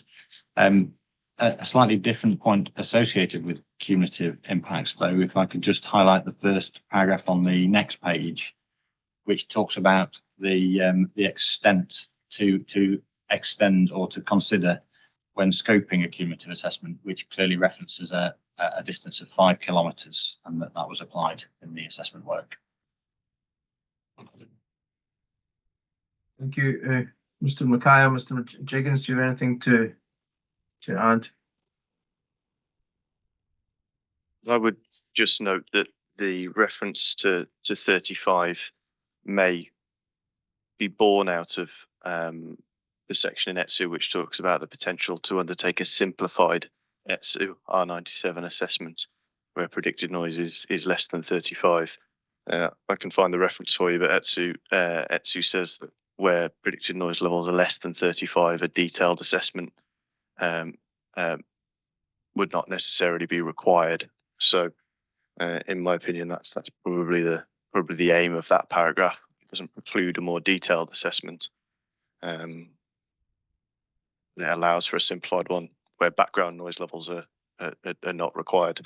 I will find that paragraph in ETSU now. Yeah, if I could just assist there, it's paragraph 25 in the executive summary covers that point. That's CD 12.1. Mr. Jiggins, do you have any additional points to make in response to what Mr. Houston said? No, I think I would concur with the other applicants that consideration of cumulative effects and that this is a guidance document. I would say that the requirement and the methodology to assess cumulative impacts, which this document attempts, has been carried out in accordance with the Iowa Good Practice Guide, which is CD 12.2, which carries much greater detailed information and guidance on how cumulative assessments are to be carried out and what's appropriate in each circumstance, so what should be taken account of and how. And that's been followed by the applicants.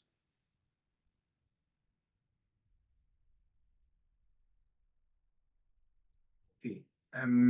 Well, I indicated that there is some content on planning conditions, but we'll return to that once we discuss planning conditions further on. That's all the questions I had on the council's guidance note. So we can move on to item D now. And that takes us on to the WSP report, which is of 2023. The CD reference for that is 1215, but we'll also discuss the INWG report, which is 17.8. That's been put forward by Safe Strain for Scotland. So it's largely going, our discussion will largely be around these two documents. But turning to CD 1215, which is the WSP report of, I think it's actually 2022, regarding onshore wind turbines. Has there been any particular update with regard to the status of the report? The applicants have set out their understanding of the status of the report. Is there anything in particular which has happened very recently, or is it still under consideration by the UK government and no official response as yet? Is that still the current position? Carrick, first of all. Yep, thank you, sir, and good morning to everyone on the call. So I should make you aware that I was the lead researcher and author of the report that we're discussing, CD 1215. So if I can just recap, the purpose of the study was to inform a decision on whether the current guidance framework required updating. And that was defined quite clearly by the UK government in an invitation to quote, which is on the public record, the Contracts Finder service at Gov UK, as determining if the current guidance for the assessment of noise from onshore wind turbines is as up to date as possible or requires refreshing. I appreciate that document is not before us as a core document, but if I can take you to page 7 of CD 1215, which is electronic page 22, that message is repeated at the bottom of the bullet points at the top of the page, which describes one of the questions that the Department for Business, Energy and Industrial Strategy wanted to answer, the main question, really, which was taking the above into account, the previous bullet points. Should they consider refreshing ETSU R97 guidance? And if so, how? Now, at the conclusion of that report, we made recommendations to the UK government concerning areas in the current guidance that would benefit from updating. As yet, the UK government has not yet formally responded to those recommendations.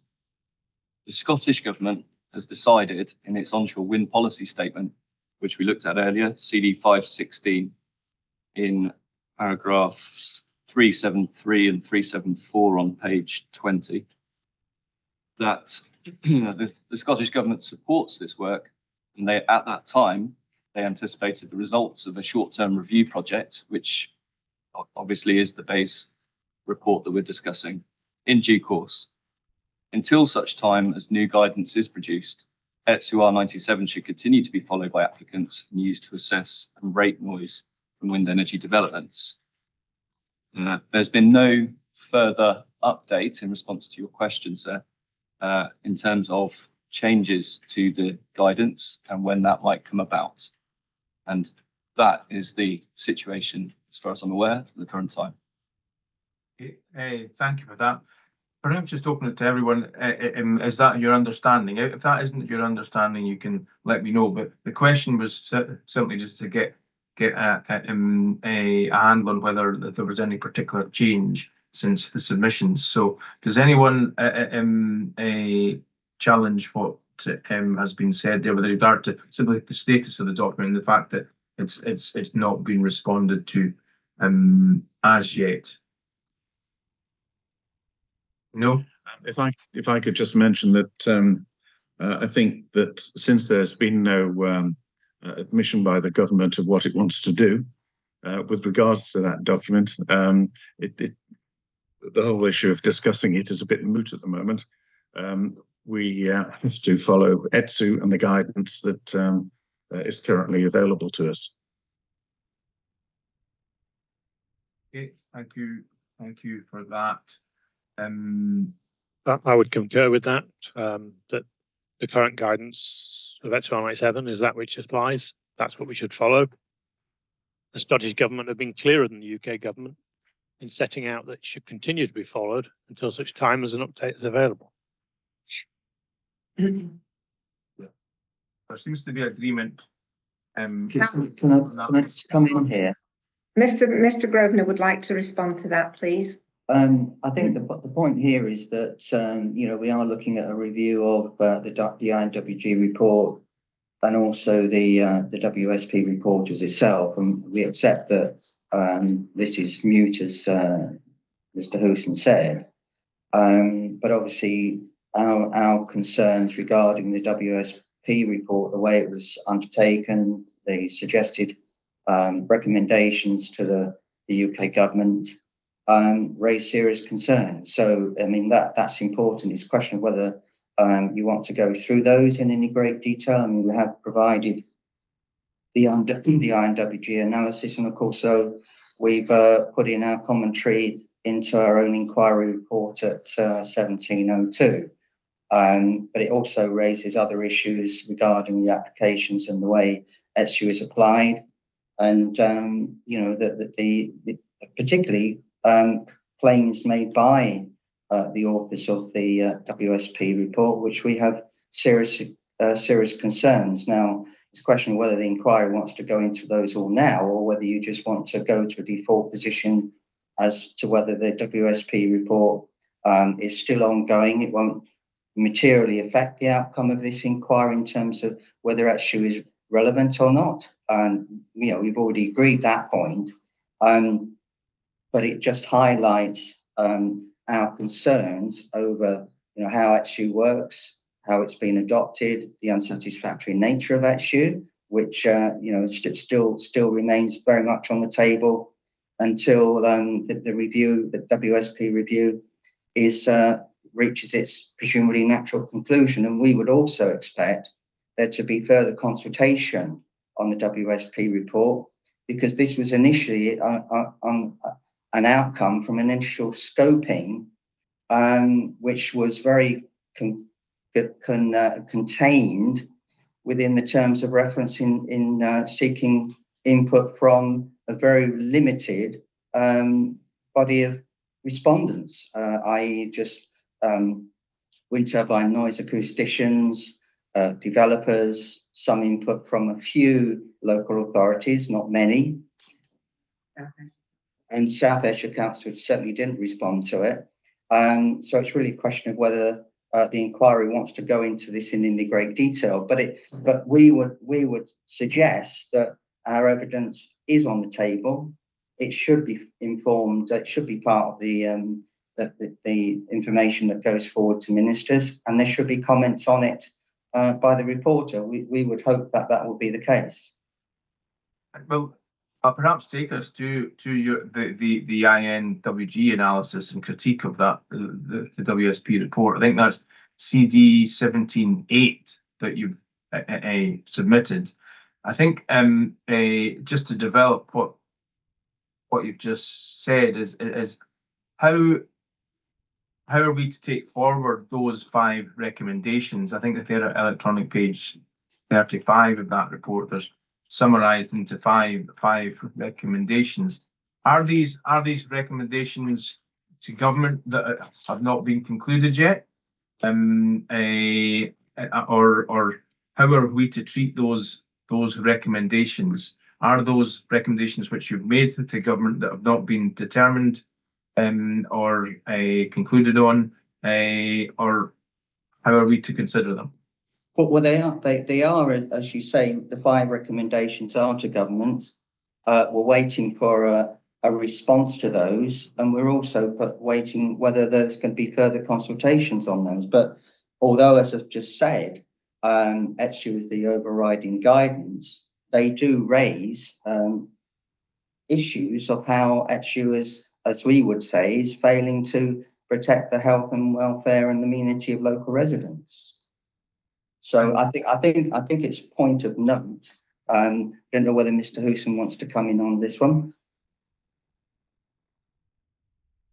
Yes, if I can just mention that in its history of application, ETSU has been shown to be a bit of a dog, really. It's shown to be deficient in many respects, which is why in 2013, the Institute of Acoustics put together an extensive set of guidelines. Now, those guidelines attempt to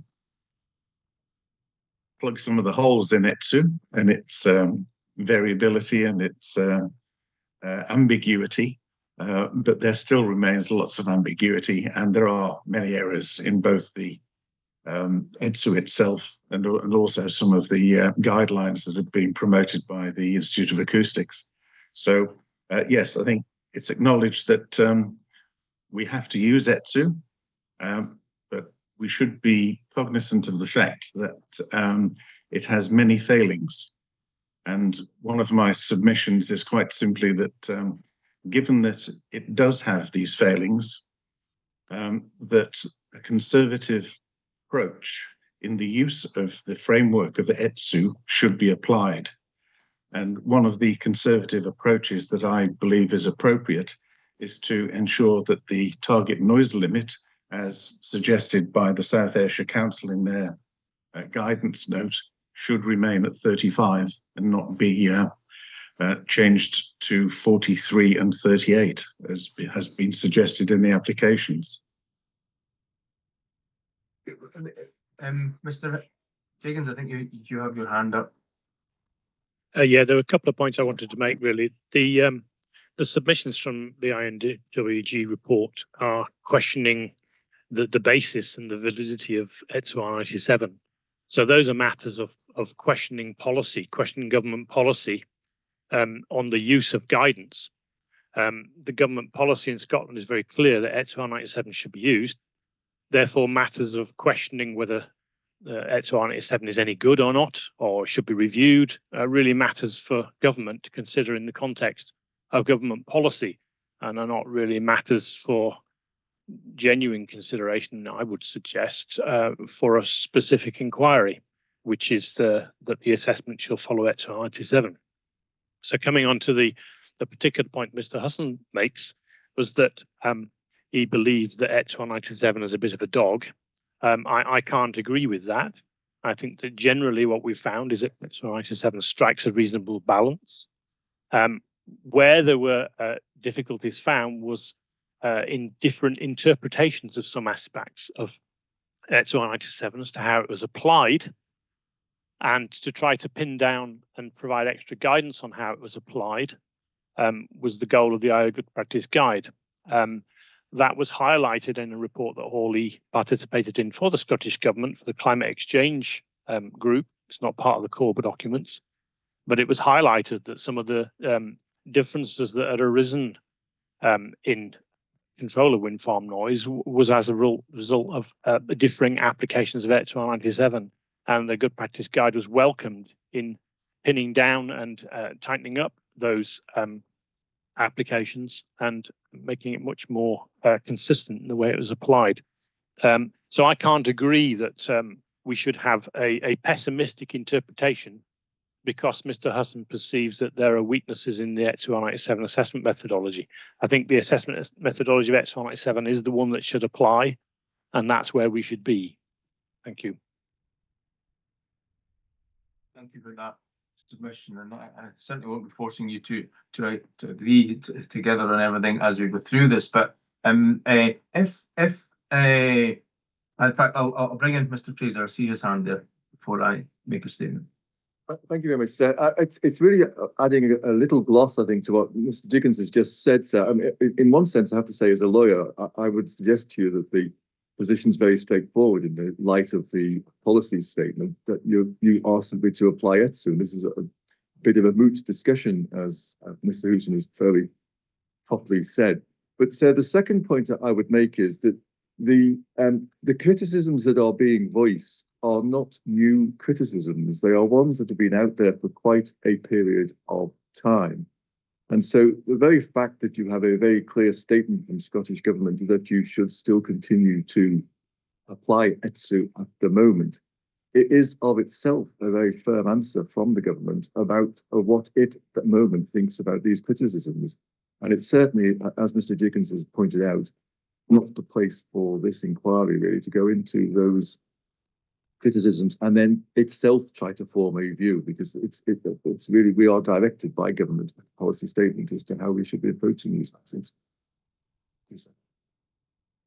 Thank you for that. I think if the context were to change, if there is anything coming out of either the Scottish Government in terms of policy or guidance, then that may have implications for this whole inquiry process. But until such time, I've heard what you've all said today, but it's just to point out that if circumstances change, we may have to revisit elements of this policy and guidance discussion at a future date.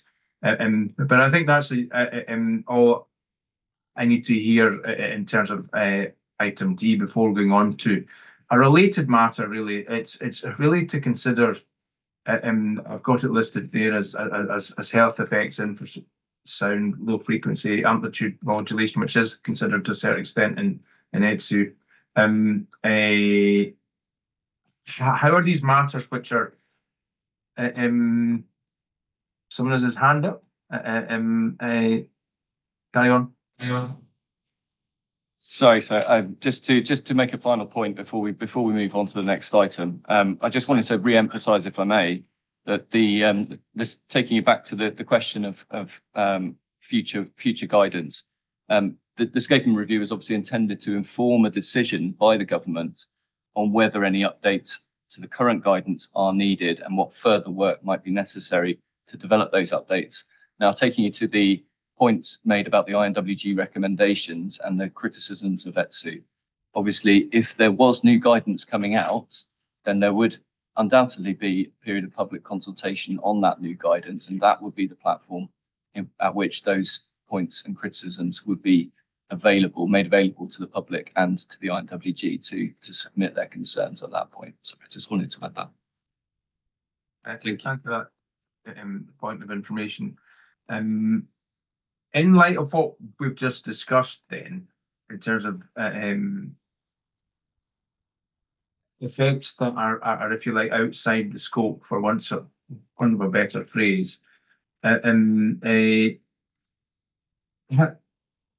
this is a question for Save Straight and for Scotland, how are we to consider these matters when we're reporting to ministers if matters are outside the existing ETSU framework? Quite a fair amount of your evidence and your reports are around matters which aren't directly covered. How are we to treat those? Just in general terms, how are we to treat the evidence that you've submitted when it doesn't fall within the guidance at the moment? And that's the Safe Straight for Scotland. Well, I think the big issue here is that, you know, South Ayrshire Council's position is the fallback position that we've seen predominantly failing consistently. They refer to statutory nuisance. So obviously we will be coming to a condition session where we will be putting forward various conditions to try and address the failures that we see consistently over time.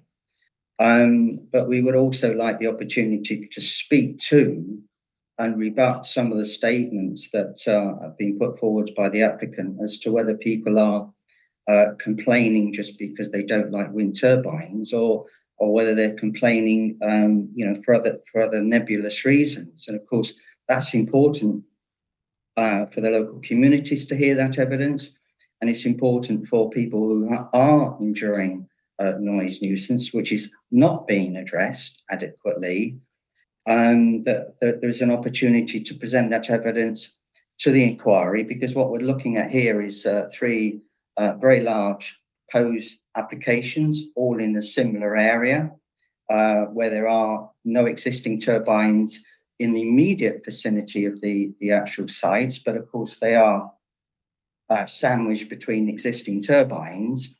And there have been complaints that have come through, certainly from Hadyard Hill. So I think we do need to go through and certainly listen to statements by our witness Rita Holmes, and certainly would like to introduce Mrs. Holmes into, you know, just talk to her experience, particularly from the Hunterston turbines. And of course, we're bearing in mind that the significance of the Hunterston turbines are that they were the first two onshore wind turbines of similar size and power output, generation capacity, that are being proposed in these quiet rural locations. And even the Dessalines turbines and also the Hadyard Hill turbines are considerably smaller in terms of size and also sound power output. So that's where we're coming forward on that. So it's a question of how you want to move forward to what would be the item E now, and we've done D, which was A, and now yes, we're looking at E. It's really, I suppose I'm asking the question of you, is how should ministers consider these matters when they're outside or sit outside the framework that I think Mr. Huston has indicated is the framework that we work with? And he has his hand up conveniently, so I'll pass over to you, Mr. Huston. Yes, quite simply, my position on this is that you shall use ETSU. That is a requirement, it's part of the policy. But ETSU gives you a range of target noise limits to apply. South Ayrshire Council have erred on the lower side, choosing 35 dB during the day and 38 dB at night. So within the framework of the policy. So you're not jumping out of ETSU, you're just operating within ETSU, but on the more conservative side of the application of ETSU. So that's all I would like to say. Thank you very much. We would to listen to the experience of Rita Holmes, as she has direct experience of living and being affected by these turbines, physically and not just mentally. And we would also like, following a brief statement that we'd like her to give, we would like Professor Mariana Alves Pereira to address how the application was not properly addressed, and that will give you some idea of what people will or might be subjected to, which has to be considered, because at the end of the day, these planning applications are decided, and although it might just be guidance to begin with, the guidance is transposed into law when it becomes a planning application. And once it becomes a planning application and the turbines become operational, the only course of action that people have is through noise nuisance. And we will come on to that later when we talk about the various complaints, how it works and doesn't work. If we could possibly ask Rita Holmes to talk about her experience, because nobody here has lived with them like Rita has, and then if we could refer to Professor Mariana Alves Pereira, I think it will give the reporters some understanding of why it's important to consider these things as part of the application. And can I double check that they're both on the call today? Yes, they're both on the call today. Rita Holmes is here. I'm quite happy to hear from both in terms of answering my question about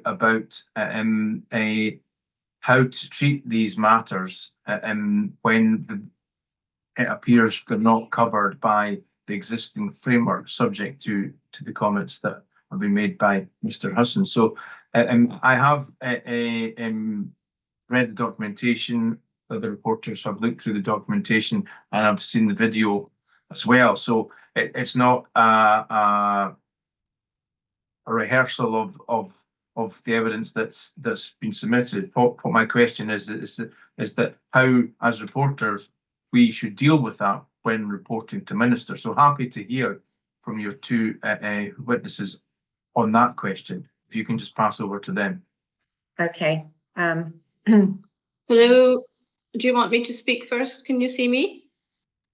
Yes, I can see you fine. Thank you. I would like you to hear me today in full, and Mariana, Professor Alves Pereira, because ETSU 97 totally lets down the people who have suffered because of exposure and living near these huge machines, industrial machines, that were never intended to be anywhere near people. They were originally designed to be offshore. And ETSU 97 does not address anything. It addresses the audible noise from them. And we have had complaints here from people about the audible noise from the Hunterston wind turbines. That the most pressing issue for us health-wise was actually the debilitating effects from the low frequencies and infrasound, which at the time when they started, way back in 2014, I think it was, we had no access to monitoring equipment that would properly monitor infrasound low frequency noise in our houses and out in the garden. Whereas by the time they came to be, when it came to the extension, the 2-year extension for the Hunterston wind turbines, we actually had acquired equipment that would have proved the level of infrasound and low frequency within our houses. Now, I know that this has nothing to do with ETSU 97 because that's all about audible noise. But I would say no wonder the people today are so advocating that we stick to ETSU 97 because it suits the developers, because they can get away with inundating us with low frequencies. And there's nothing in law to stop them. So, and the big disappointment for me today is that neither the Scottish government nor the UK government have come out with their finished proposal on policy. And I believe that's due to the wind developers having such a big lobby with government, the Scottish and the UK government, that they are actually unwilling to hear our story and unwilling to look at anything other than ETSU 97 because it serves their purpose. And so all the voices like mine, which start out as a lone voice, and then you realise that there are hundreds, if not thousands of people being affected, we don't get heard. So at this point in time, with the policy being still under review, and they haven't come to, I think it is very valid that you hear our statements, because nobody else has listened and done anything about it. And there doesn't seem to be any intention for anybody to do anything about it, other than the few people that seem to object because of infrasound low frequency noise. And ask a question on how that could be addressed in a planning decision, for example. How do you see those effects being addressed? Is it through planning conditions, or is it through any different approach to be taken of the assessments, or is it simply something that you would like to see dealt with by planning conditions? I think planning conditions at the end of the day usually for us turn out to be ineffective and useless. I mean, I've just been in a planning meeting recently last week about a cable factory, and it was all about noise. Part of it was about noise. In fact, the main argument was about noise, about it not getting permission because of noise. And of course, they put one condition on it, the planning committee insisted on. I would like to hear what the people here today, the applicants, think of this.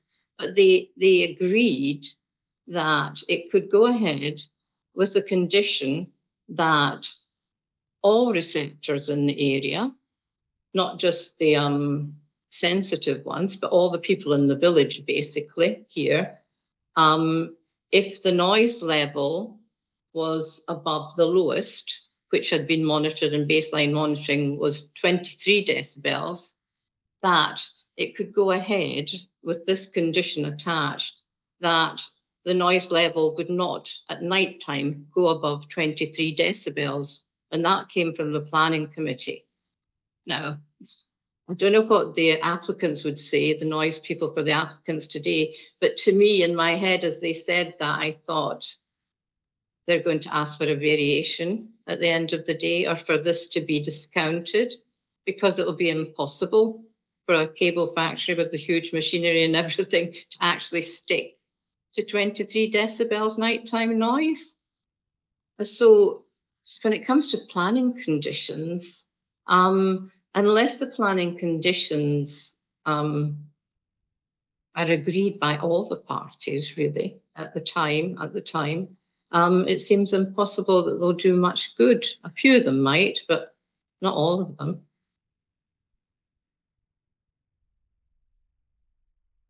I'll not ask the applicants to respond just yet. I was going to ask Ms. Cawthwaite to introduce your second witness. Yes, could Professor Marianne Alves Pereira was very involved in and in fact, it's when we all got to know each other was through the Hunterston turbines, and she did a document which is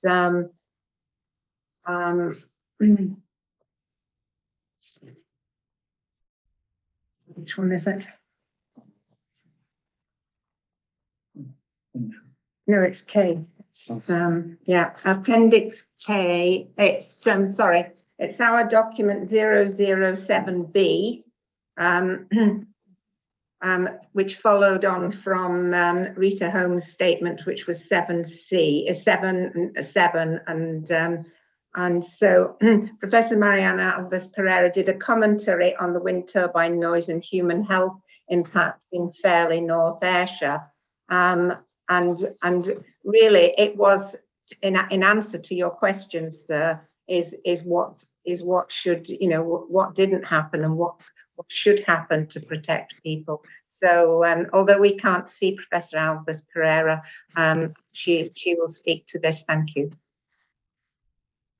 Yes, so good morning to everybody. I think it's afternoon already, but good morning and afternoon.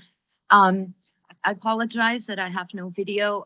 There's a technical difficulty, and so I can't, my Safari doesn't speak to the Microsoft. I apologize.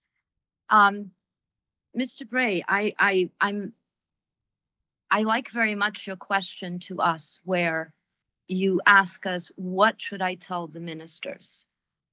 And overall, I hope we have all understood that there is not one medical professional who is listed as a designer of ETSU.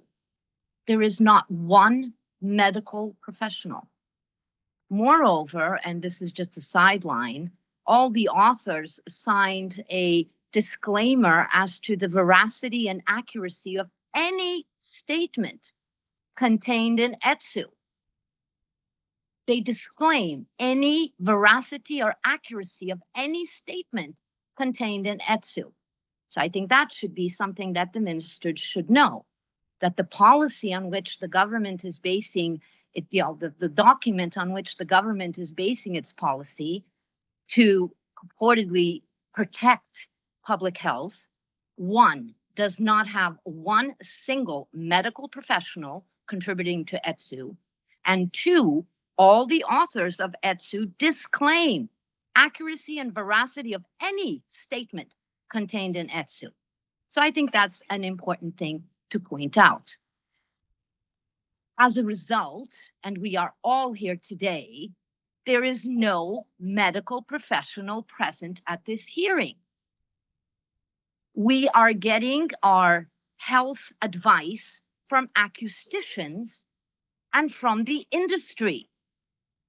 Have we not seen this before?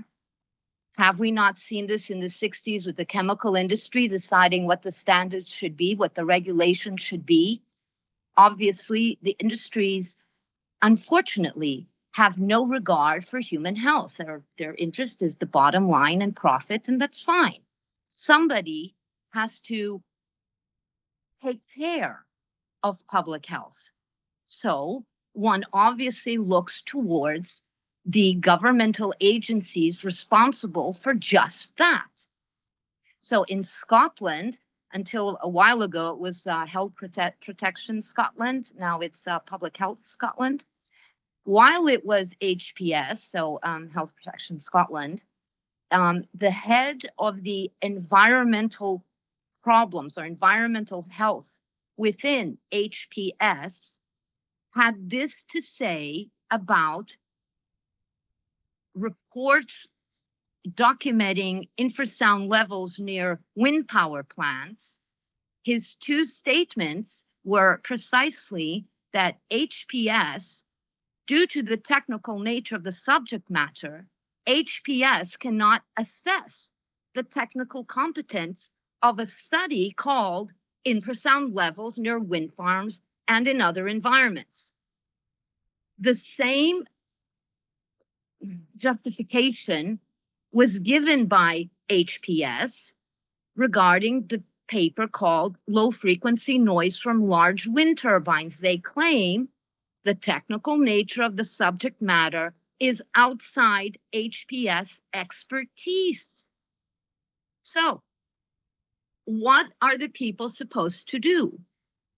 The governmental agency that is responsible for public health denies any ability to evaluate an environmental agent of disease. Under their charter, they are mandated to be doing this. And all of this is detailed in Appendix K, or this document that we've, CD 17007B. So you see, when you go, I'm sorry. We've kind of, seen and read that. I think the key thing I'm looking for is how do we address that? I mean, these matters are matters of broader implication, let's say, beyond the individual applications which are before us. I'm really keen to hear your view on for these applications. How are we to consider your evidence, given that you've indicated as a group, Safe State Scotland, that the ETSU framework is the one that we are told by the government to work within? And how are we to consider your evidence in reporting back to ministers? So it's really on that point that I would kind of press you, rather than the more general points, which you will no doubt be making in other forum. So I don't know if you've got anything specific to kind of indicate what we should consider with regard to these 3 wind farm applications, and what, based on your evidence, we should report to ministers. Well, I'm sure this is going to make a lot of people very unhappy, and I apologize for the distress I'm going to cause in some people by saying this. I believe no wind power plant should be consented until ETSU regards public health as an issue. Yes, we have to stick with ETSU. Are we worried about public health? Because if we're not, we can just flippantly stick with ETSU. Let's do it. But if public health is a concern of anybody here present, then how can you proceed as a Planning Commission reporter? Perhaps you should suggest that no wind power should be consented further on, from now on, until proper medical input is included in ETSU. Do you understand? The idea that ETSU is protecting public health is just not true. So your view is that you would, your evidence is that we should be considering not consenting these applications if that were to be the case. That doesn't suggest that that's what our view is. We've got a whole series of inquiries and hearings to hear before we come to a conclusion. But are you saying that your evidence is that wind turbines should stop being consented?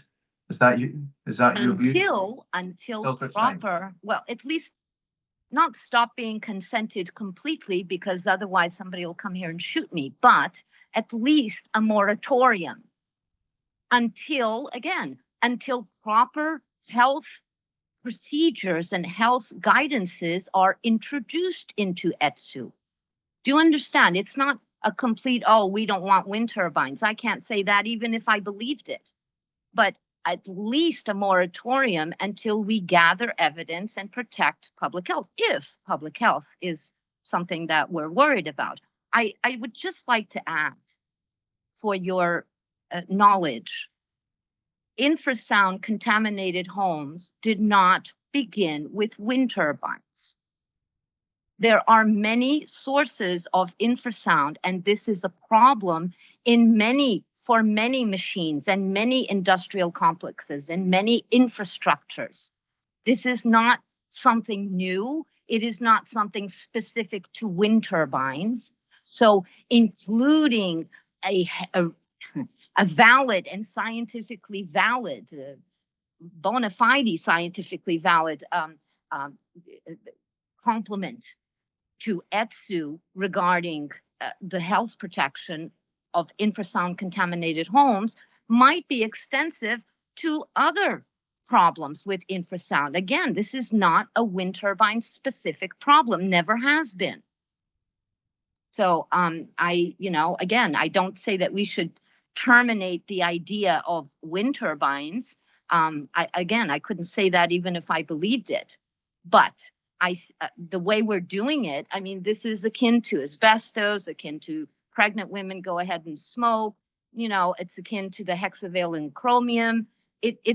There's many instances in our collective histories where we saw this happening, where industry came in, did not take into account the health of public health and communities, not to mention livestock, pets, and wild animals, but that's a different story, did not take into account public health. So why are we doing this all over again?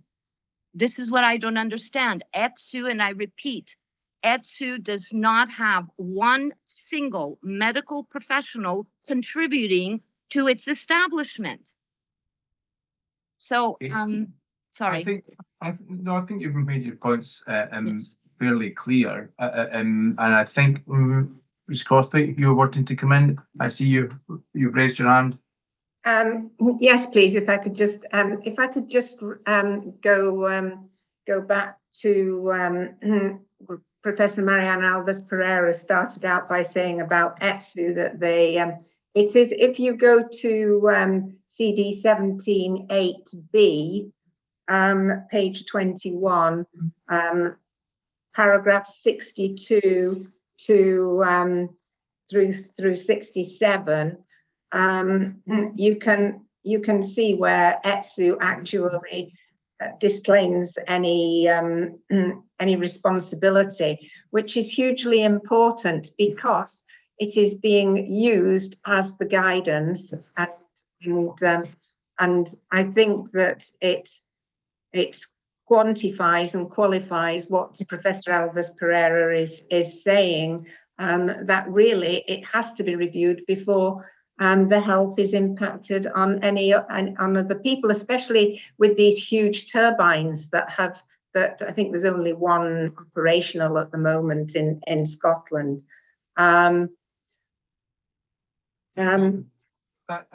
That maybe takes us on to the next item, which is linked, is you've gone to the trouble of preparing a report, 17.9. That's the IARO report, which sets out matters there that are, if you like, outside the current assessment guidance, and that falls within the scope of the discussion that we've just had with regard to your concerns.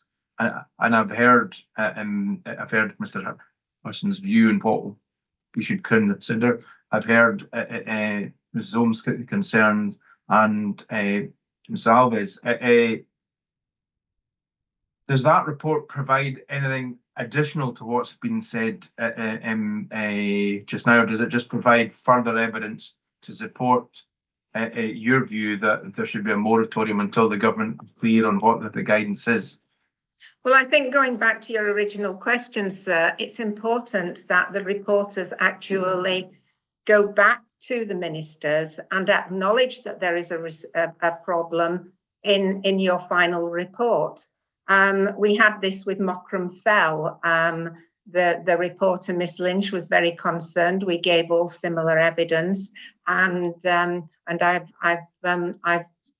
submitted a document on it where the letter to the chief reporter identifies the fact that Miss Lynch did want to give some report on this. Again, it's discussed by Mr. Jiggins in the Knockcronal report. Later, he brings this question forward. And I think until reporters start to acknowledge that ETSU R97 is not actually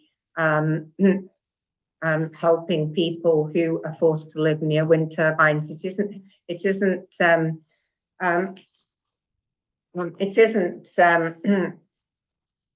preventing them from having health problems, it's important to acknowledge this in your final report, and not just say that the evidence shows that there is no health impact, which is what the developers try to say in all their, the evidence is irrefutable. We can bring forward hundreds of witnesses like Rita Holmes if you would like us to. We could produce them tomorrow for you. And I'm sure you've looked at the 4 videos from Pat Spence, who lives with turbines, and again we'll discuss the complaints later. Yes. We have watched the videos. I think Mr. Husson, you had your hand up there. Yes. Could I just say that when ETSU was originally formulated in 1996 and then published in 1997, even though there weren't any medical professionals on the preparation of that document, the core principle was to protect health. It was to protect sleep, which has an effect on health. So its core objective was health related.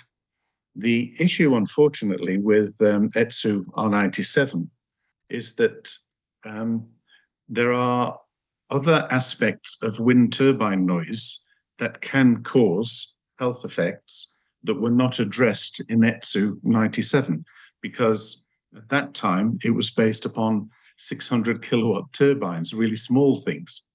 So the incidence of low frequency noise, amplitude modulation, possible infrasound, all of these issues were not considered in ETSU at its outset. So notwithstanding that it should, well, its objective is to protect health in some form, my view for your benefit is that if you follow the framework of ETSU, within the framework, its objective is to protect health.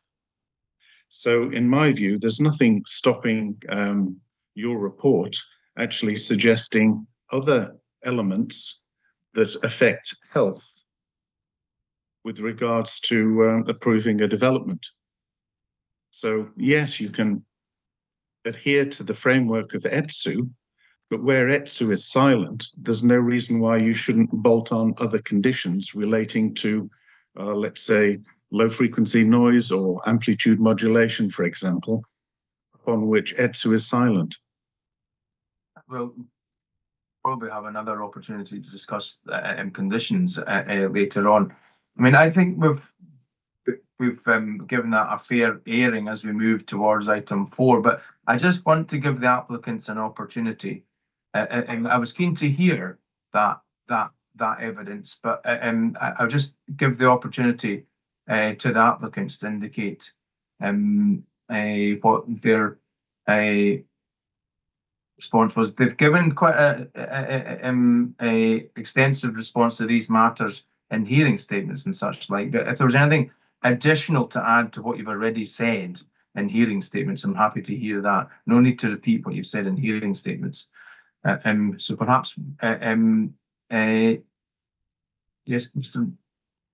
Carrick, taking your hand up. Just briefly, and this does stray into another topic that you have identified on the hearing agenda. So please, if you want to save it for tomorrow, I'm very happy to do so.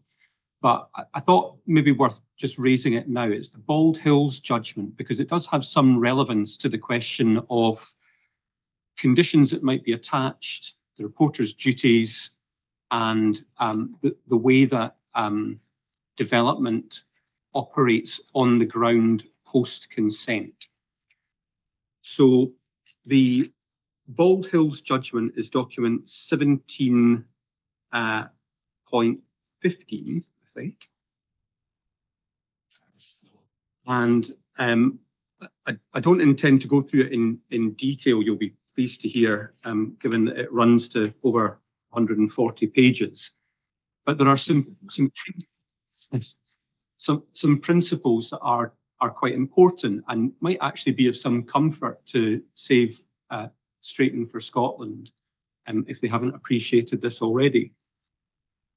Bald Hills was a very large and very contentious wind farm granted consent under the relevant Australian planning legislation. And conditions were attached to that document. Now, from reading through the judgment, it seems that people weren't happy with the conditions when they were attached.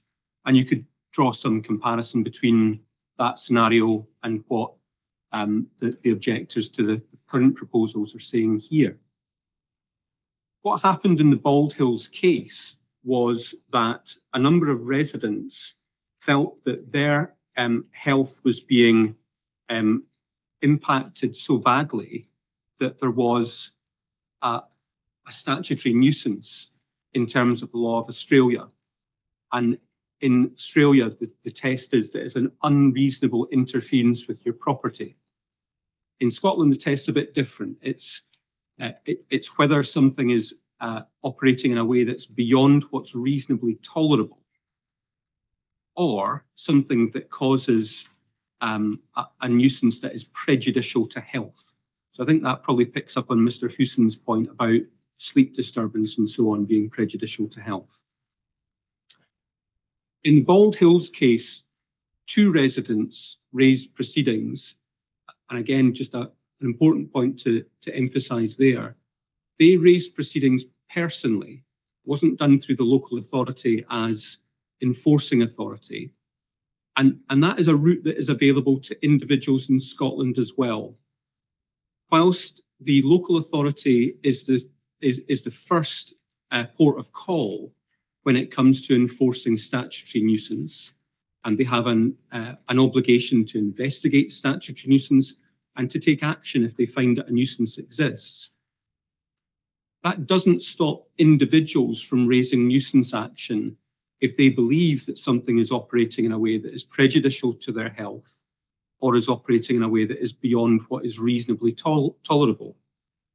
And their route in that case is to go to the Sheriff Court, where a judge would listen to all of the evidence, hear from experts about what noises and infrasound effects and so on were occurring at that point in time.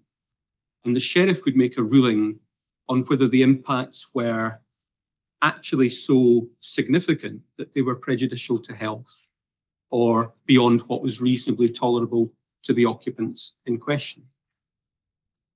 Now, I mention all of that because in the Bald Hills case, part of the developer's argument was, we have our planning consent, we're operating within our planning consent, and there can be no finding of statutory nuisance.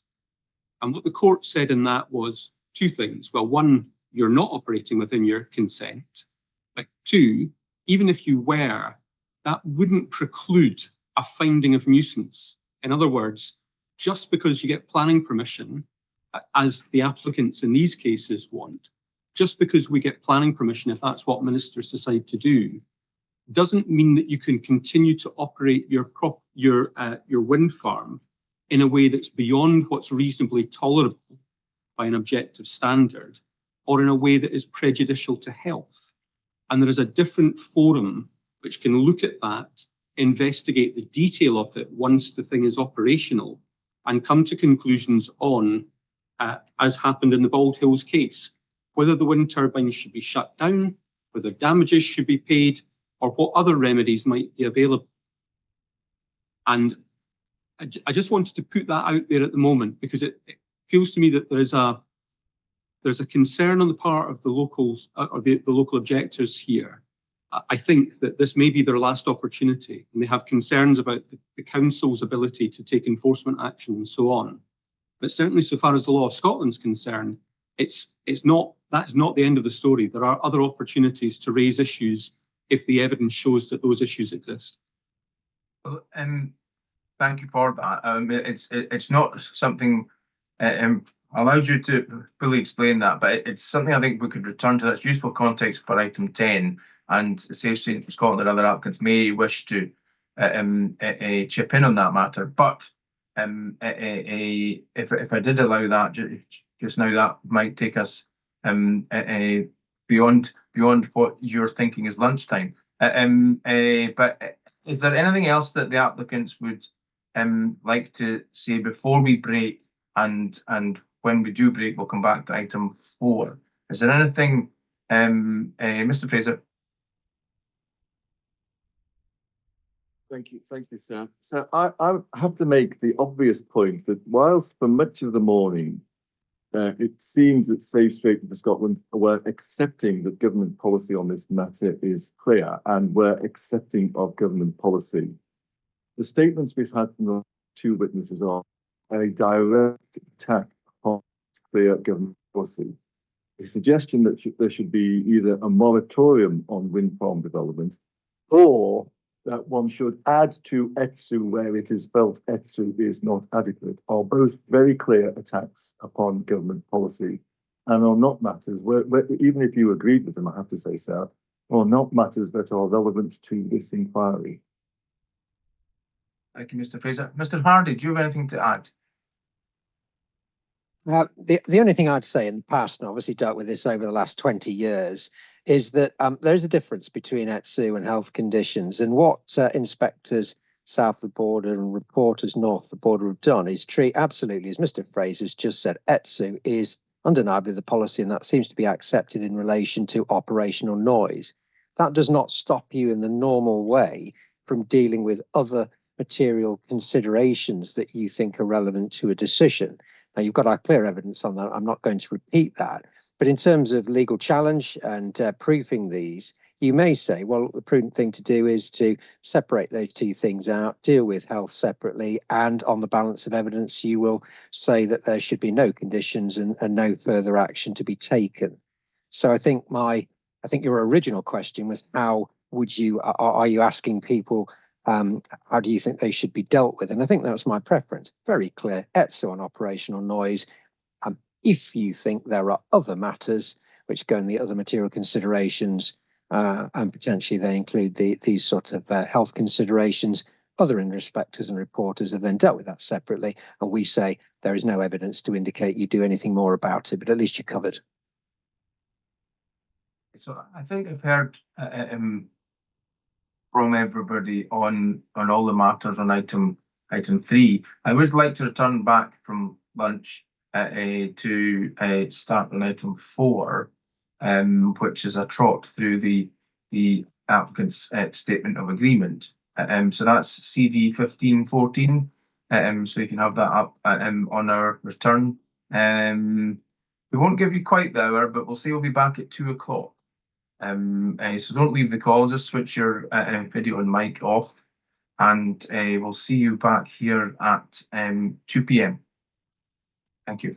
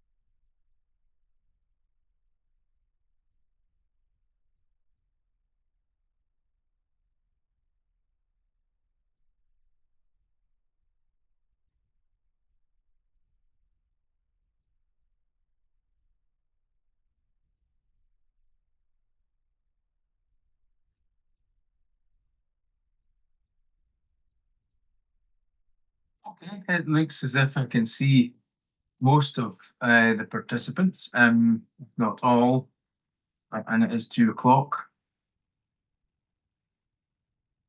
Just with regard to Ellen Trainer, who was supposed to be with us today, she's had connection problems today, and it looks like she can't participate.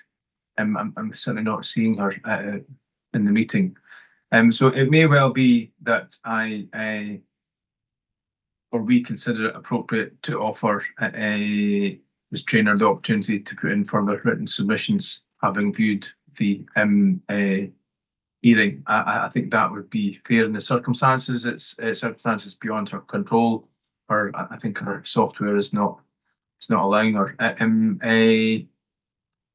If I could just get a quick show around the room, if you're in agreement with that, I think it would be fair to offer Mr. Trainer the opportunity for further written submissions, and then an opportunity for the applicants to respond if needs be. Is that fair?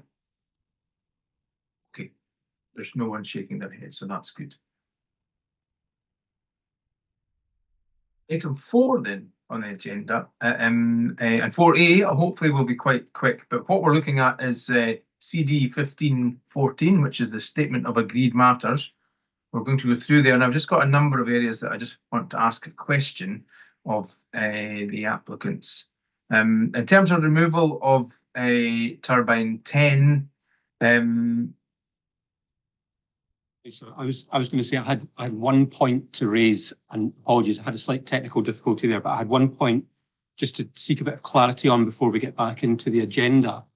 And it was just where Save Straighton have got to in terms of the note giving clarification. I wasn't sure whether that was due to come through by lunchtime or whether that was coming later.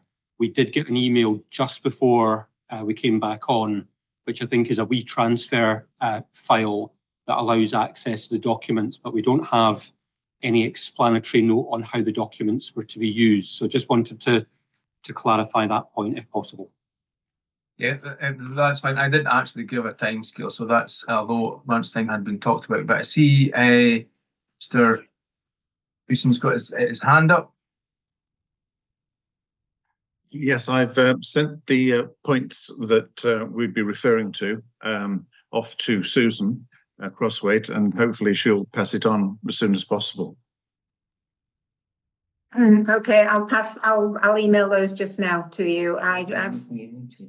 Oh, sorry. So I think if we agree that they're with the applicants by 4 o'clock at the close of the hearing, because I assume the applicants won't be able to do much with it while they're participating in the meeting. So you should have the documents by WeTransfer, and I hadn't picked up Mr. Houston's email, but I will certainly send it some point this afternoon so that they've got them.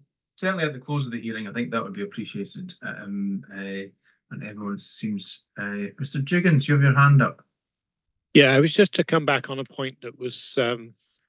I asked Save Straighton to come back with a CD reference for South Ayrshire Council's objection to the use of noise levels above 35 dB.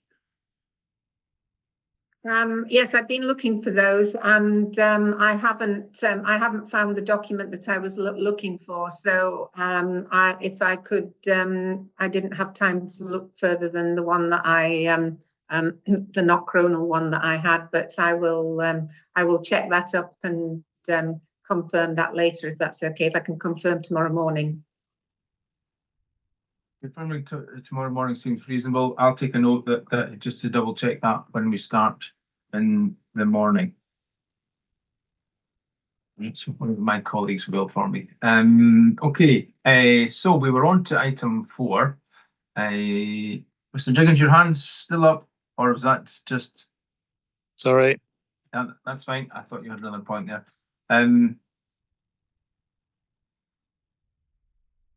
Renewal of turbine 10, Carrick wind farm. Statement agreement is clear that would be the outcome would be that the noise impact would be less. Are there significant changes, or are you content that we report back to ministers on the assessments that included turbine 10? There's no case for changing things. Are you happy that we report back on the assessments that included turbine 10? Carrick, yes, are best to answer that. Yeah, certainly. So we're happy that the removal of T10 will only serve to reduce the noise levels from the proposed Carrick wind farm. The environmental statement presents an assessment including for that T10, so it's precautionary. There is an addendum to the environmental impact assessment report that identifies that there will be no changes to the conclusions drawn in terms of any significant effects.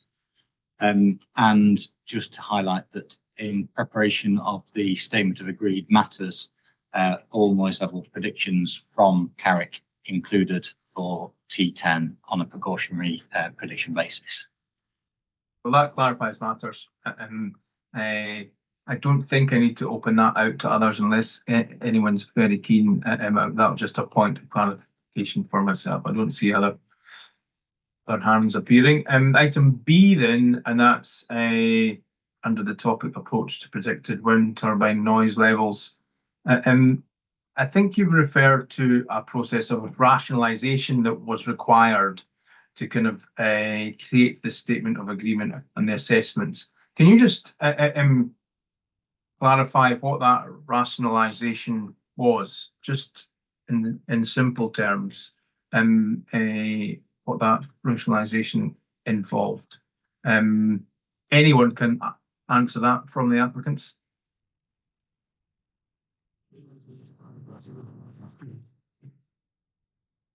Shall I? Absolutely. You go first, Mr. Jiggins, and we'll see if the others agree with you. Well, there were a couple of aspects, I suppose. First off, we needed to update the predicted noise levels for TNEI's revised assessment, which was happening during that process as well. Secondly, there were small differences between the predictions for each receptor location from each wind farm between ourselves due to rounding error, small tenths of decibel differences. So where those were found, we took the higher of the predicted noise levels. So what you can see set out in the statement of agreed matters is that for each receptor location, you can see. So for example, if I can take you to table 8 of CDs 15, 14.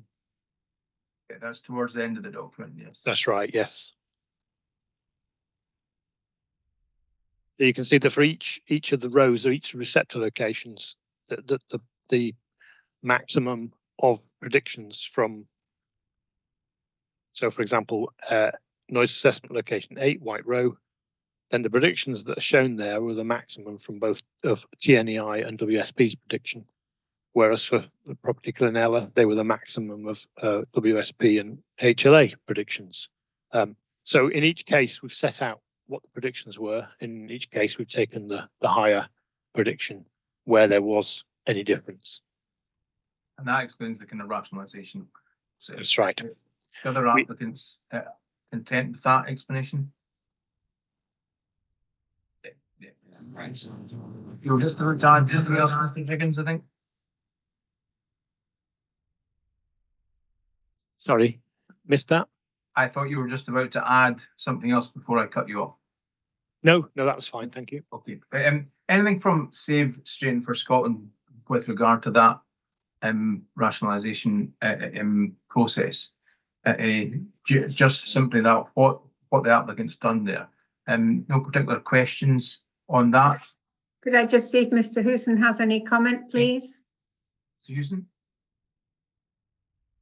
It's only simply that if there are multiple predictions, then it's wise to choose the highest of those. We are, after all, looking for a conservative assessment. Okay, thank you for that point. And in terms of the properties affected, properties used, set out, I think there's a map which probably illustrates them before we get to the tables. They're set out in Annex A. I was really asking a question for Save Straight for Scotland in terms of those properties that have been used in the assessment. Do you take issue with the extent of the properties set out on the map, and if so, is there a reason for that? So that question to Save Straight for Scotland. Yes, we do have some issues, and we raised them when we were talking about site visits. As you're all aware, in our document 17009, report for the conjoined public inquiry, we've done quite a lot of extensive monitoring at certain properties. These properties, we were invited to do monitoring by concerned community members following a meeting that we had in the village hall in Straighton, when Straighton were considering asking us to represent them. And so we've done some monitoring, and our monitoring shows that there is acoustic pollution at a lot of these. Well, it's all the properties within the vicinity of Straighton, and also the couple that we did near Daly. And also Glengennet, which is near Bar. We've still got results that we haven't done, and one of we used Glenap Castle as a baseline without any acoustic pollution from wind turbines, and so we are concerned that as there is already evidence of acoustic pollution, particularly at the low levels, that the cumulative impact of further turbines will add to this. Maybe I could ask Mr. Hewson to comment as well. Quite simply, if there are currently adverse impacts from noise from the current wind turbines and you add another wind farm nearby, then there's a potential for increasing the adverse effects further. I can't really talk to the details of the measurements that have been taken, but the issue is that obviously if there is already concern from an existing wind farm, then matters can only get worse. Does the applicant or applicants have anything to respond to what was said by Ms. Crosswaite?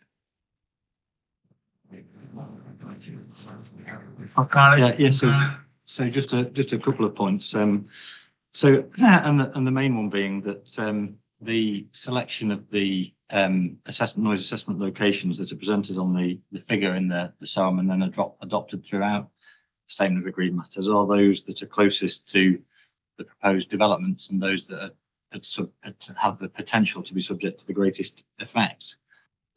This principle therefore lies that when it can be demonstrated that noise levels at those properties would meet applicable criteria, then the same would then apply at other properties further away, including locations such as Straighton, which are at significant distance from the proposed development. I would concur with that approach. As would I, and I'd note that was actually described in footnote 10 of the SOAM under paragraph 4.3 with reference to ETSU, which does recommend the application of noise limits at the closest properties. And for Safe Straight for Scotland, are there properties that are closer that should have been included? We think that I think if I am right in that all the assessments that have been done are based on desks. Well, not all based on desk studies, but most of them are, and that they don't consider the topography. They're all done at ground level. We have a very complicated topography in this area, and for instance, the property Little Garrett shows quite a lot of acoustic pollution, and it's probably a lot to do with the topography and the fact that it's the valleys verge on Straighton, and they verge and opposite where Little Carrick is, you have a huge outcrop of rock, which has the potential of sending the sound pressure waves towards the property, and reflecting off the rock. And this is one of the areas that we're particularly concerned about, is the complex topography. And the same will probably happen at Dobbingston. Ellen Trainer isn't here to talk about this herself, but I visited Dobbingston. We don't have any results yet for Dobbingston. Part of our reasons for gathering these results as well is a sort of baseline to see where we are, so that if these developments are consented, we will always have this baseline, even though it shows acoustic pollution. When if the developments are consented and we go back into these properties afterwards, it will demonstrate how the acoustic pollution will increase. So some of that measurement is actually for a future purpose. Mr. Jiggins, I think you've got your hand up. Yes, thank you. I think there was a couple of points with that. The baseline that's being talked about here is measured using the measurement system intended for measuring infrasound levels. So when we talk about baseline here, we're not talking about baseline in terms of an ETSO-R97 assessment. We're talking about baseline levels of infrasound levels using their SAM-scribe measurement system. And so the two are completely separate. And so whilst there's a baseline they're measuring for their own purposes for that particular source, infrasound source, that's not a baseline in terms of ETSO-R97. That's the first thing I wanted to be clear on. And that's as set out in the document 17.9, I think, was what it said, which I've... Yes, it is. You're going to add, Mr. Jiggins? Yeah, so those are baseline levels in terms of infrasound levels. They're not baseline levels in terms of the baseline that we would typically talk about in EAA terms for an ETSO-R97 assessment. Just to be absolutely clear, there's a distinction there. It's full acoustic environment. If you're having a little chat between you, it's always useful to switch the old microphone off. But Mr. Jiggins, I think you were going to say yes, move on to something else. I was, and that was about topography. I think if we're going to hear about technical aspects such as topography, then we should really be hearing from Mr. Husson. He's your acoustic consultant. With all respect to Ms. Crosswaite, she's not an acoustic consultant, and therefore these matters, which are complex propagation matters, should be dealt with by Mr. Husson, I believe. Could I invite Mr. Husson to speak on this then, please? I'm just, to allow Mr. Husson to respond to the applicants, I'm going to bring in Carrick at the moment, since they've indicated it, and then you'll be able to respond in the round. Yes, thank you. Sorry, just a point to add to Mr. Jiggins's points, and that was that Ms. Crosswaite suggested in a commentary that she thought that the noise level predictions and assessment had been based on a flat topography, and just to highlight, that's not the case. All of the noise level predictions have been undertaken, taking into account complex topography, and indeed we were requested to provide a copy of that topography, which we duly did earlier in the process to confirm that. Okay, thank you for that. And I saw Mr. Mackay nodding his head, so I'm assuming you don't want to add anything else before we hear from Mr. Husson. Okay. Quite simply, the nearest noise-sensitive location is not necessarily the most exposed. It can be the situation where the nearest residence is actually protected by some superstructure or whatever. Some of the propagation of noise, if there's tonality, for example, it's well known that you can get shadow effects of tones in such a situation where the further away you go, the quieter you would expect it to be, but with certain tones, if they match certain parameters, it could get louder the further away you go. So it's not quite as simple as, oh, it's obvious that if it's closer, it's going to be noisier. That's not quite the case. Thank you for that. Could I also mention that the recommended good practice guide of adding 3 dB for concave terrain between the source and the receiver is a very simplistic correction that's being applied. There are situations where, depending where you are on a complex terrain, you can actually get additional reflections from other faces of adjoining escarpments, for example. So, for example, the assessment simplistically within ETSU and the Good Practice Guide assumes that you've got a 2-dimensional cross-section, whereas if you've got a 3-dimensional situation, you could get additional reflections that could enhance noise. Thank you for that. I think we've got a number of hands up just now. I think, Mr. Jiggins, you've got a 1 beside you, so you must have been first. So I'll go with you. I'll let Mr. Mackay go first. I've hogged the microphone. Mr. Mackay.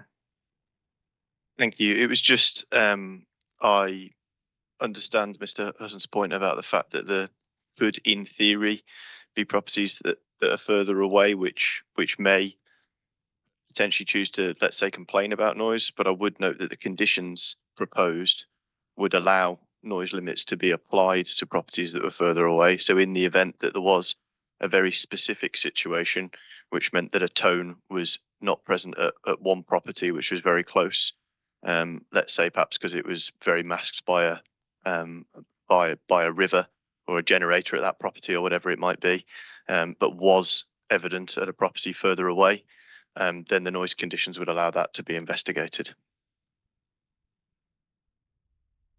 Okay, and we'll discuss those further. And we've heard your views on the levels already, Mr. Houston, in terms of those conditions. But I think, Ms. Alves Pereira, I think you had your hand up as well. Yes, I did. I'm sorry. It was because of the term baseline, where it was mentioned that it's not the baseline that's mentioned in ETSU. Baseline is a scientific term, and it compares, with radiation, with chemicals, with many, many things. So, of course, if we're doing the baseline of infrasound, of course it won't be the ETSU baseline, because ETSU doesn't consider infrasound. And yet we need to have this information to properly and scientifically evaluate what's going on with the health of the people. That's all I wanted to say. Thank you. Thank you for that. And I think Ms. Crossgate has confirmed that one of the reasons for that is for a future purpose. So I think we're clear with that. Mr. Jiggins now? Yes, I just wanted to, I'm not aware that Mr. Husson's actually provided any predictions at locations further away that are higher than those which were shown in the assessments. So therefore, the fact that properties may be further away and may have higher levels is a little bit speculative. Okay, thanks for that point. You still, oh no, your hand has gone, Mr. Diggins, that's fine. Okay. Does Save Straight for Scotland have any issue with how the specific noise limits have been apportioned? Bearing in mind ETSU, and this is probably for Mr. Houston, and this is item D, in terms of the specific noise limits that have been apportioned across the proposals. I think they're explained in paragraph 7.1 onwards in the statement of agreement. Is there any particular issue you have with how that's been apportioned in terms of the ETSU guidance? I think you're muted, Mr. Houston. I think you're. I'm sorry. One of the issues was raised in the statement was that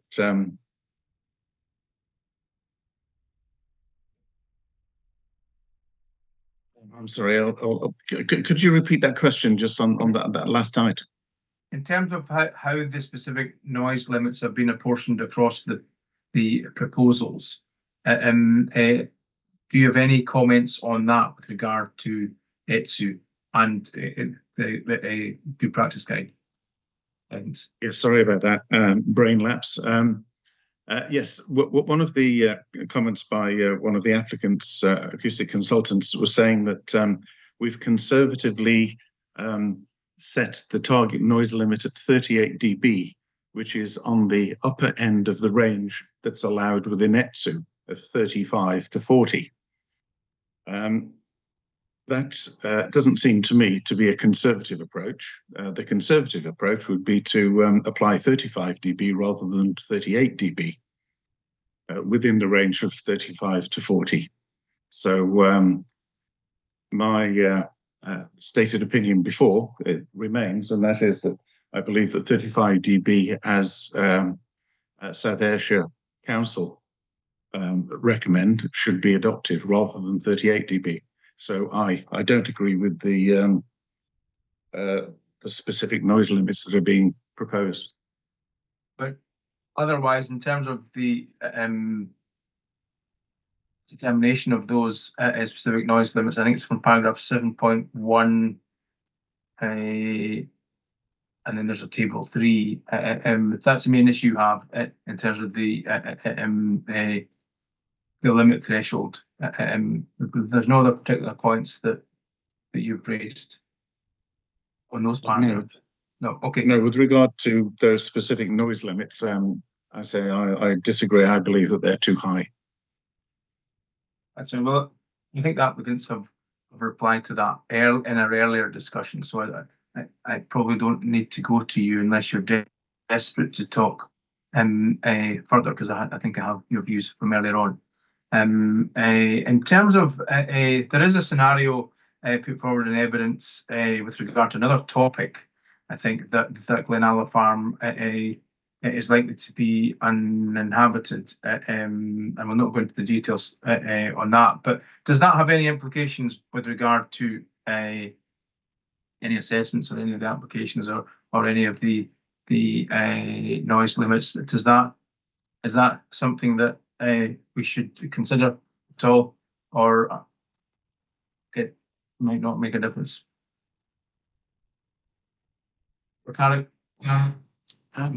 Yes, so it's just to highlight that there is the wording of the proposed draft condition for the site is that those limits would apply at a dwelling that lawfully exists or has a planning permission at the date of the consent or the deemed planning permission. I think the question being raised here, if I'm right, is what would happen if Glenalla Farm were to be uninhabited? I think the answer to that question is if it was uninhabited but still a residential dwelling, then the limits would still apply as they stand. There is the guidance at 2197 does allow for a relaxation of limits where a property might have a financial involvement in a development, but the applicant in this instance isn't looking to apply that relaxation. Okay. Well, that's clarified that point. Ms. Coffey?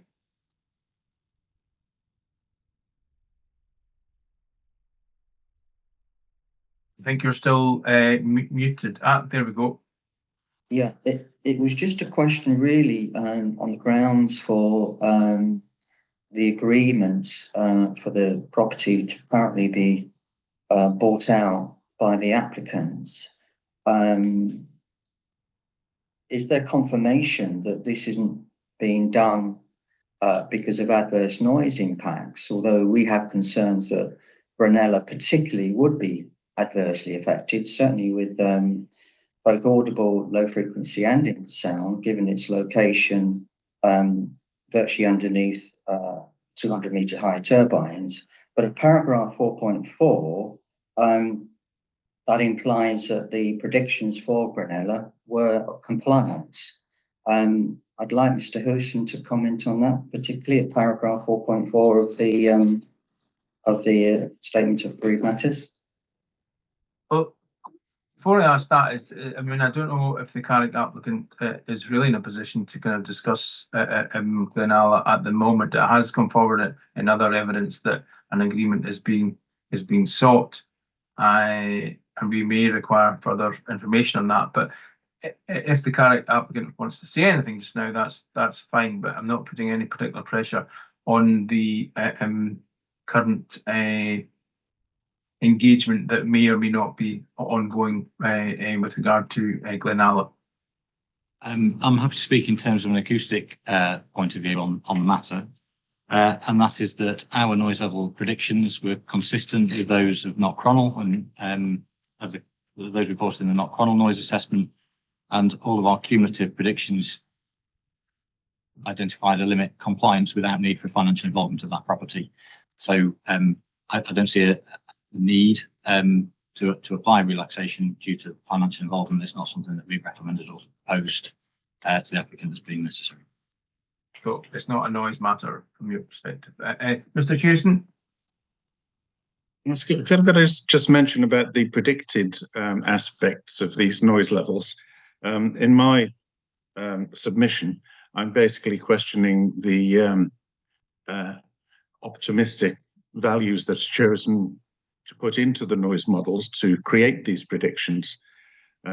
Within ETSU, it is possible to have a ground absorption of 0 and receive a height of 1.5 meters, for example, whereas the modeling that has been chosen uses different parameters. Although they are recommended within the good practice guideline, it's also acknowledged within the good practice guideline that alternative values can be used. And if you do choose those alternative values, you can get an increase of typically 4 dB on the prediction levels.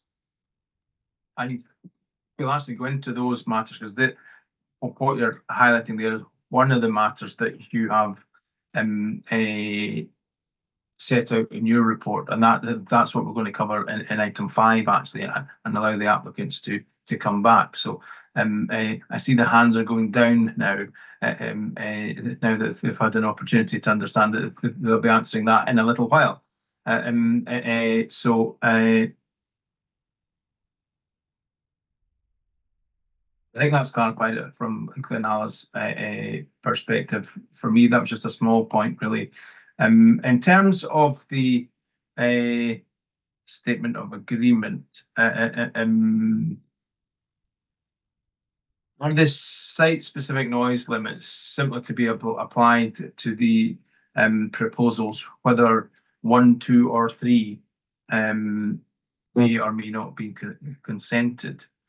So that's like the cumulative scenarios. I just want clarity on that matter. If 1 or 2 or 3 applications were to be consented by ministers, is there anything that needs to change in your statement of agreement? Maybe that's a different way of phrasing it. Mr. Mackay, I think you had your hand up first. Thank you, sir. Yes, we discussed the best approach to setting noise limits right at the start of our discussions about the statement of agreed matters, and came to the conclusion that the most appropriate way to set noise limits would be effectively on the basis that all 3 developments were to be consented and they were shared out on that basis. In the event that only 1 or only 2 of the 3 developments are consented, that would effectively mean some of the noise budget permissible under ETSU would not be allocated. So the noise limits can be applied as they are set out in Annex F of the SOAM, and they would apply each scheme regardless of whether you consent 1, 2, or 3. Yeah. that the understanding for the other applicants? Mr. Jiggins and okay, that's fine. Yes, agree with that. Yep. We thought that was a simple and slightly precautionary. Should any consents not go forward, then that would be the slightly more precautionary way. It certainly makes things more straightforward for reporters anyway. Save Straight for Scotland, any comments on that approach that has been taken? Mr. Hewson, do you have any comment? Only that I think the target is incorrect. Based on the South Ayrshire guidelines, the suggestion is that the cumulative effect from any or all of the three wind farms should not exceed 35 dB.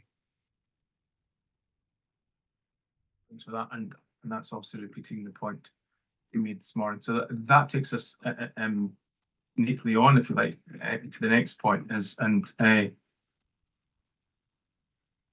You may think that this is an unfair question, but it's really just about the practical effect of Mr.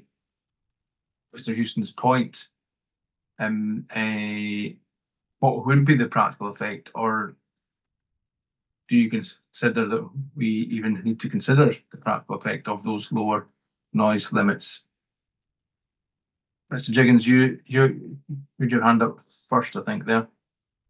That's right, thank you. It's something that we specifically considered in the appendix to the environmental impact assessment. So if I could take you to 3193, I believe it is. Let me just double check that.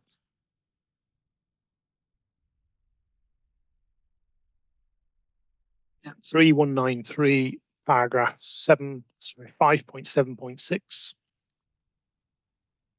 where we discussed the three reasons given in ETSO R97 for the choice of the daytime limit. And the final one of those is the effect of noise limits on the number of kilowatt hours generated. So we looked at the specific case of meeting the daytime criteria 35 cumulatively and concluded that stopping or removing the 5 northern turbines out of 9 would be the consequence for Knockcronal alone of meeting that criteria.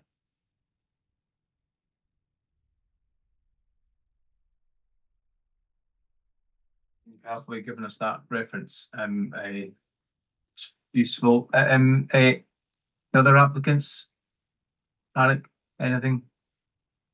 Just a small point to add, and not wanting to repeat what was said before, but our view is that if you were to set noise limits lower than those already imposed on existing wind farms, which are still ETSO R97 compliant, then it would just simply be incongruous, because you would have two pieces of jigsaw that didn't fit together, if you like. The limits that are adopted in the assessments were agreed with ACON UK, and on that basis we didn't consider it necessary to take the additional step that Mr. Jiggins did to further demonstrate the effect of what that might reduce, of what the effects might be on the development if you were to reduce it.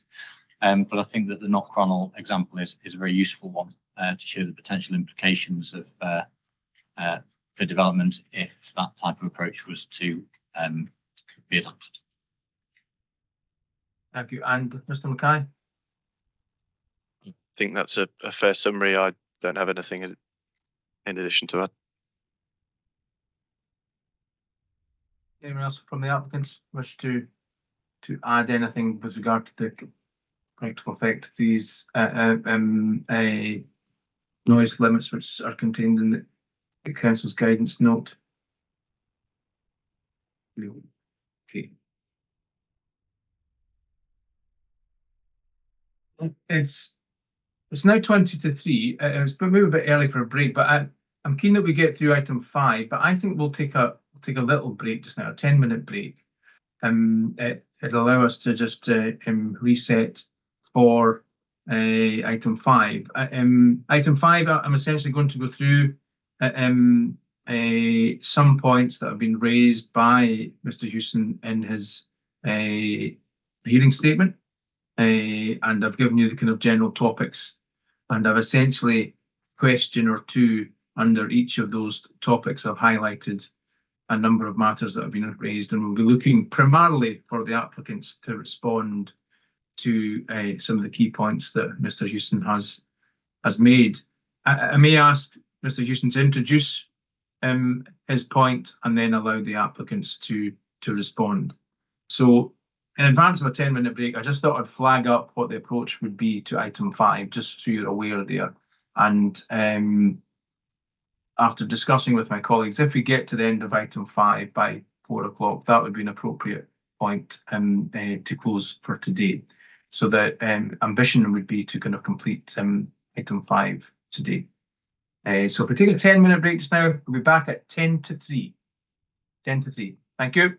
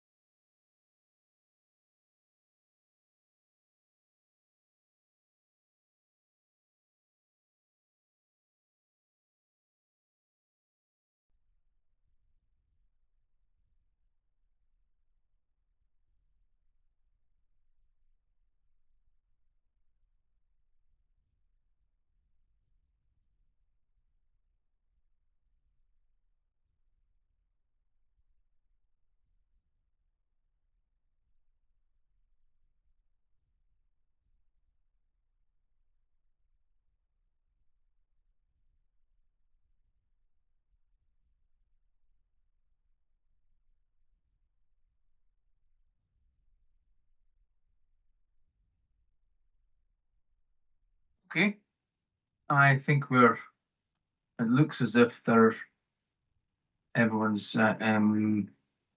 back. If you know of anyone who isn't back, please let me know. Item 5 now on the agenda, and I explained how I would run it just before the break there. But if you have CD 1705 to hand, because that's what we'll be talking about, you may, in response to some of the questions, refer to other documents, but that's the main document, which, based on what we heard this morning and Save Straighten for Scotland's hearing statement, as far as I'm aware, this is Save Straighten for Scotland's evidence on the current ETSU approach and challenges to what has been done with regard to ETSU. That's right. Yeah, so that's why I think it's useful that we go through this in a little bit of detail. If you can turn to the kind of general comments within the hearing statement. I mean, the key matter there, I would look like the applicant's response to, which is with regard to something you'd mentioned, Mr. Houston, just earlier, with regard to how the model and the noise modelling was measured. You consider that it would be a better approach to have a G value of 0 and a receiver height of 1.5 metres, which is different to what has been done. If you want to explain that a little bit further, it's open to you just now, but I'd like the applicants to respond. But are you happy with how it's set out in your hearing statement, or is there anything you'd like to introduce it with before I ask the applicants to respond to that? No, they can go straight into responding to my submission in that regard. I think it relates to item paragraph 157 of my summary of opinions. Yes, and in the body of your report, it's really from paragraph 29 onwards, perhaps, culminating in your recommendation at paragraph 36. So your explanation for it is given in the kind of preceding paragraphs before paragraph 36. Is that fair, Mr. Houston? Yes, that's right. So if people want to address those paragraphs that I've detailed, then I'm happy to respond. What I would plan to do is ask the applicants individually and then allow you an opportunity at the end, Mr. Houston, to respond. So, Craiginmoddie? Or unless the applicants are appointing one person to speak on I can't actually see Mr. Mackay, so I wonder whether he's back. Do we know if Mr. Mackay? No, that's a good point. James Mackay is on. Yes, he is. He is on. Can't see his video. That's true. Let me give him a prompt offline, if I may say. Yeah. Yeah, let's just have a pause that we stay online until we see if we can fetch him.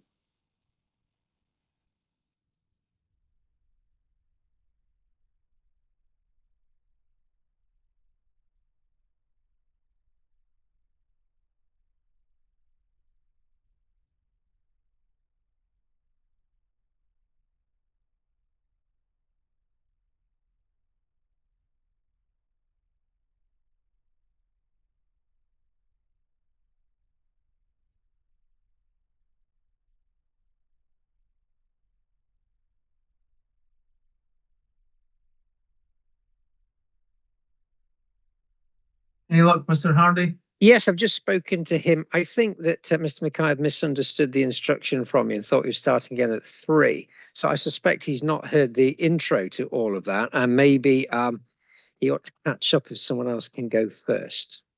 He's just coming back on. Apologies, I am back on the call. Very sorry for the misunderstanding at my end. If I confused you with my instructions, so my apologies for that. We were just looking at Mr. Houston's hearing statement, which is CD 1705, and the preceding paragraphs to his recommendation in paragraph 36, which was talking about how the noise modelling had been calculated, and his suggestion or recommendation that it should be repeated with a G value of 0 and a receiver height of 1.5 metres. Mr. Houston was happy to hear from the applicants and their comments on his paragraph and his recommendation, and then I'll give an opportunity to respond at the end. So, Mr. Mackay, we'll leave you and we'll to gather your thoughts, but we'll ask any of the other two to have a go first. I'm happy to go first if you like. That's fine. Yeah, I just highlight that I recognise Mr. Hudson's comments that predictions need to be robust, and that the IRA GPG makes a clear statement that noise level predictions undertaken in accordance with that guidance are just that. So if I can just draw your attention to the IRA GPG, which is CD 12.2, paragraph 4.1.1, that's on page 18.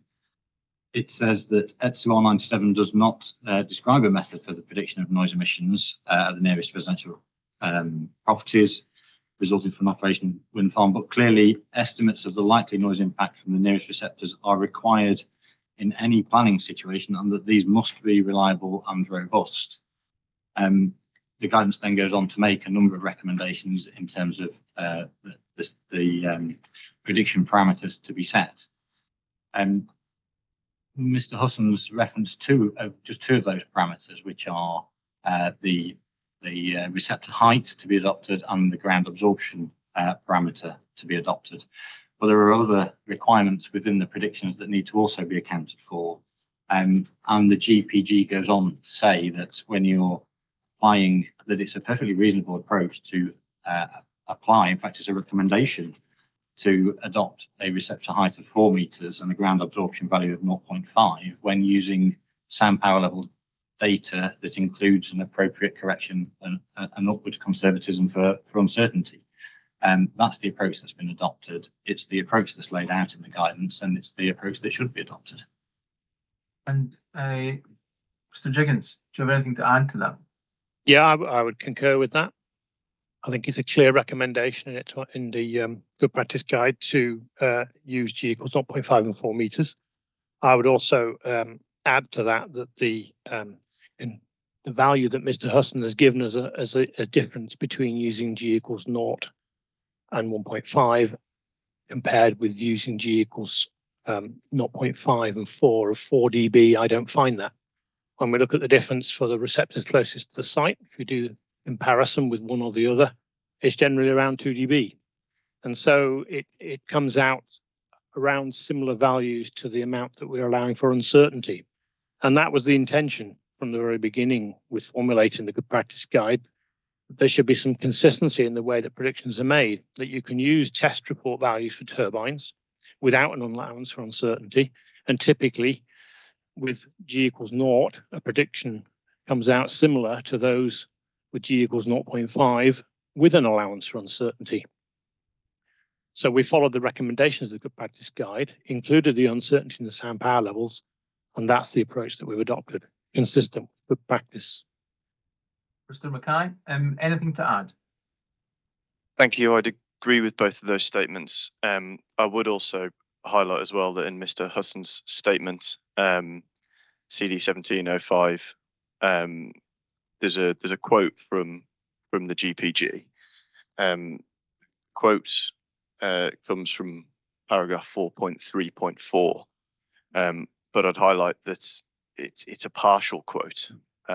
So the quote that was included, the ground factor of G equals 0 is commonly used as it will tend to provide robust predictions in most situations. The quote actually continues to say this can over-predict noise levels. For consistency, it's recommended to use a ground factor of G equals 0.5. So the GPG does indeed say G equals 0 can be used, but it recommends 0.5 is used as Mr. Parsons said, assuming, of course, that suitable uncertainty has been included in the sound power level data. Mr. Houston, I'm going to give you an opportunity to respond to the comments you've heard. Yes, with regard to that last comment, the operative word is can increase or show higher noise limits, but it also can reduce the predicted noise levels as well if you use G equals 0. That's been recognised in the Joule project that was done by Jeremy Bass et al. And is referenced within the Good Practice Guide. I'd just like to just take you back to the onshore wind policy statement of 2022. So this is the Scottish Government recognises this guide, as in the GPG, as a useful tool which developers can use in conjunction with ETSU 97. So really the GPG is a useful tool. It's not a definitive thou shalt do what it recommends in one aspect, but not in other aspects. So when it says that a G value of 0 can produce a robust result, there's nothing wrong in using that approach if it gives you a robust result. Knowing that the difference between the two approaches does actually give you about a 4 dB difference, and that's been recognised in multiple papers and by numerous consultants here in Australia that have given witness on this very issue. And also, if you run the model yourself and do a sensitivity analysis of the two options, you'll find that the difference is typically about 4 dB. And that really is a fault of the ISO 9613 Part 2 assessment of ground absorption in the way the formulas, the way it's formulated. And just to let you know that 9613 Part 2 is under review at the moment in ISO, and I'm one of the reviewers within the international standards for that. And so yes, I'm very familiar with what ISO 9613 Part 2 can do if you change the input parameters. One of the input parameters that is quite significant is the sound power level that you put on the input. So for example, if your sound power input is 2 dB too low, then your predictions will be 2 dB too low. Very simple. And likewise, if you overestimate your sound power levels, then you will overestimate your predictions. So there are many things that can go into a noise model that increase its reliability, let's say. I wouldn't not necessarily reliability, but its accuracy. Now, I'm sorry, was someone interrupted? I thought you'd come to an end, but carry on. Yes, so the issue of using, I think Mr. Jiggins mentioned that you don't consider uncertainty in the sound power level data when you use the G equals 0.5 and a receiver height of 4 meters. Yes, that's part and parcel of one of the recommendations within the GPG, but it's just good practice that if you've got an uncertainty value associated with the sound power level that you're inputting into a model, then you apply that uncertainty, regardless of whether it's a G equals 0.5 or G equals 0. And noted that Mr. Jiggins his hand up first with regard to responding. Mr. Jiggins? Yes, I'll come back on those points. Going back to CD 012014 onshore wind turbines, which still applies, that refers to the IO Good Practice Guide, and that it says it should be used by IOM members and those undertaking assessments with SR97. So I think that's a slightly stronger statement.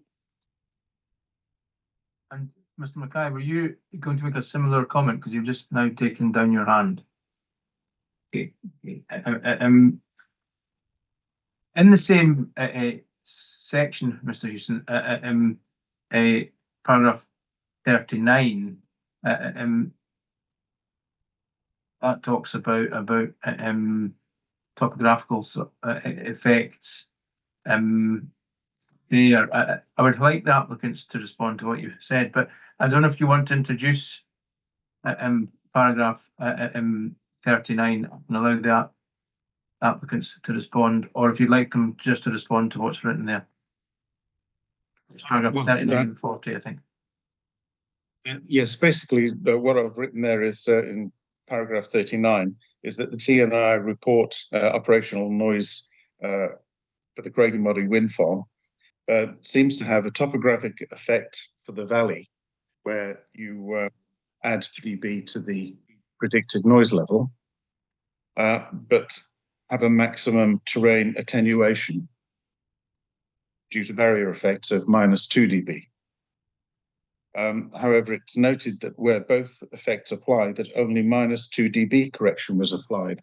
So I question whether that's an error in the description that was done within the modelling, or if they've actually incorrectly not added the 2 items together. So, for instance, if you apply both so that you've got a concave valley, and so you add 3 dB to the prediction, but you have a maximum attenuation of -2 dB due to some barrier attenuation effect, then the overall increase in noise from your prediction should be +1. Yet I think the TNAI report in Annex 4, Table 1, suggests that only -2 was applied. This leads to a difference of 3 dB in the prediction. So, and unfortunately, Table 1 of Annex 4 didn't identify where both corrections apply. But in those situations, I would expect that the prediction would be 3 dB too low. Can I ask Craiginmoddie to respond? Yeah, thank you, sir. Just to confirm, your interpretation of our analysis is correct, Mr. Husson, where both corrections would in theory apply. We have prioritised the -2. Now, I can try to explain the rationale behind that with reference to the information in the GPG.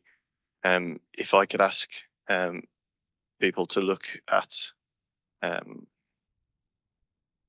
the IOA GPG on page 21, underneath 4.3.10, there is a figure which provides an example of a concave ground profile, showing a noise source on the left of the figure, a wind turbine in this case, a receiver on the right of the figure, dwelling in this case, and then a valley in between. The figure then seeks to illustrate the fact that there's multiple reflection paths potentially in that scenario, as illustrated by the dashed lines. So there's a straight dashed line going from the source to the receiver, and then there's 3 reflections off the valley floor. So in that situation, the GPG, using the formula that's shown above that, it's calculated whether a concave ground profile exists, and if it does, then plus 3 dB is added to the prediction between that specific wind turbine and that specific receptor. Now, equally, where there is screening, and this is discussed below in 4.3.11, where there's a blocking point in between that noise source and that receiver. So if you imagined immediately after the source, the topography rose up and blocked the view of the source from the receiver, then it says an adjustment should be applied to that as well. And it says of no more than 2 dB, where there's no clear line of sight. Now, in the event that both of those things were occurring, that blocking point, for argument's sake, next to the source here, meaning that the receiver cannot see the wind turbine, that blocking point would also block potential pathways for the sound to reflect around in the valley and back up to the receiver. So the GPG doesn't say anywhere that the 2 directions should be summed, and that is why we have adopted -2, where in theory both would apply.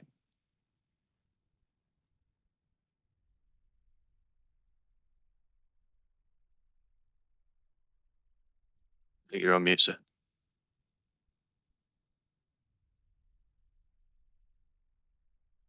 The media spots that. Sorry about that. I think we'll allow the applicants, all applicants, to respond, and then we'll come to you, Mr. Houston.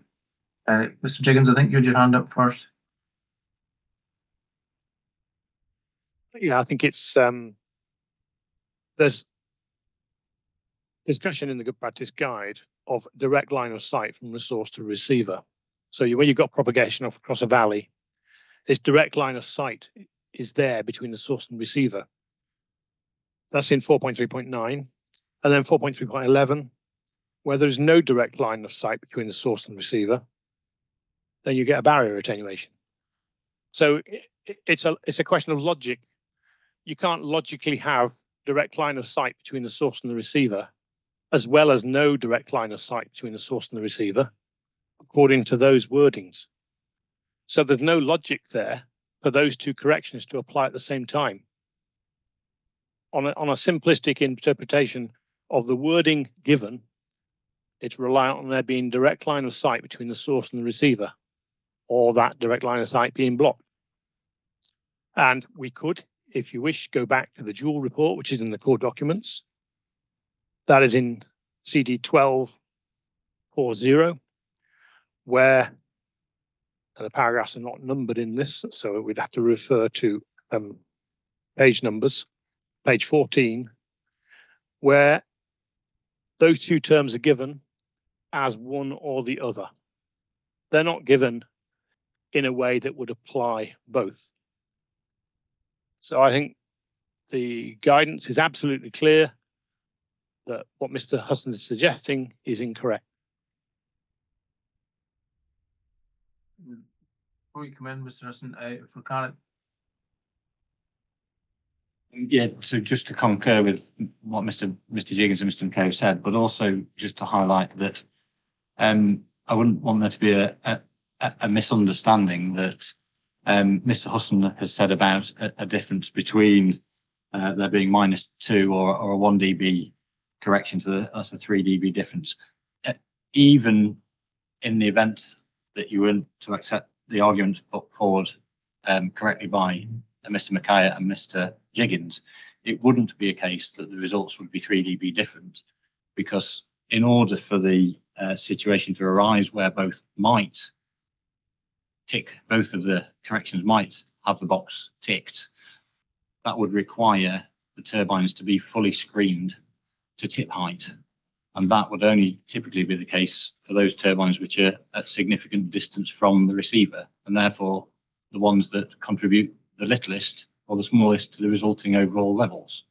So, so it wouldn't be a case, even if that point was to be accepted, that the results are 3 dB wrong. It would just be a marginal, minimal difference anyway. Mr. Houston, would you like to respond to the points that have been made by the three applicants on your paragraph? Yes. 59? Yes, paragraph 40 of my statement. Basically, I'm suggesting that where both corrections apply, but the situation where both corrections apply are not described in the table. So it's not possible to determine what the overall result would be. So it's a question about the modelling to say, well, if you did add them together and you did it in summation, as I'm suggesting, is appropriate, and which is also not discounted within the good practice guide, then 3 dB too low could be the situation for those particular turbines, but not necessarily for all of the wind farm.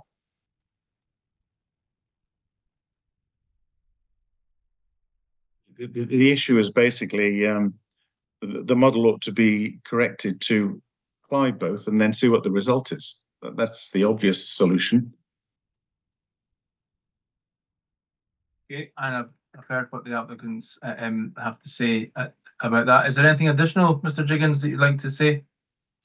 I was only going to say that in order to accept what Mr. Huston's saying, you'd have to agree that both things could apply at the same time, and clearly we don't agree that that should be the case. So there's no requirement to do the comparison Mr. Huston's discussing.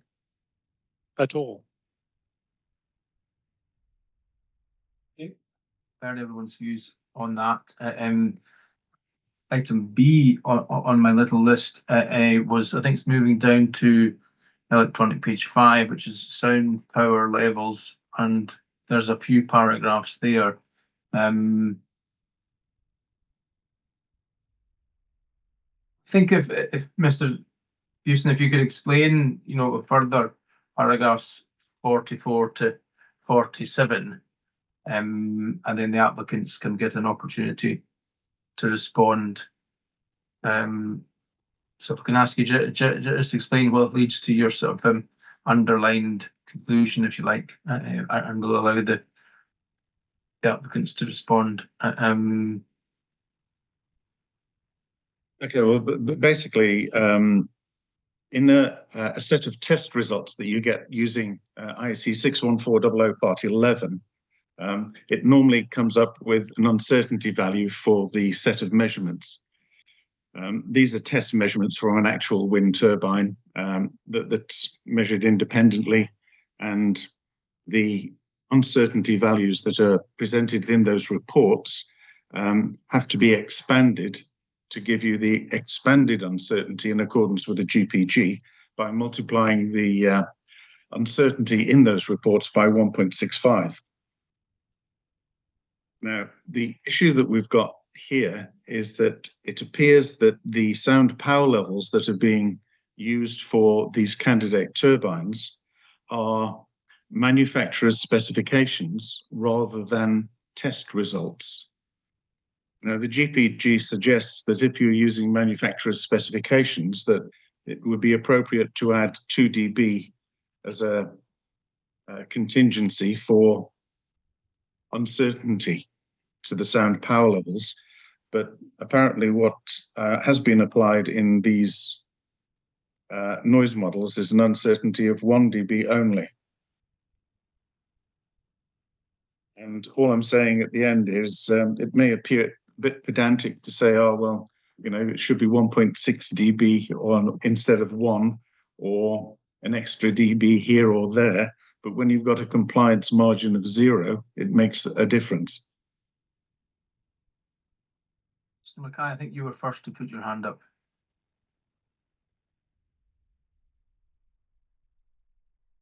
Thank you. For the avoidance of doubt, I agree with the point.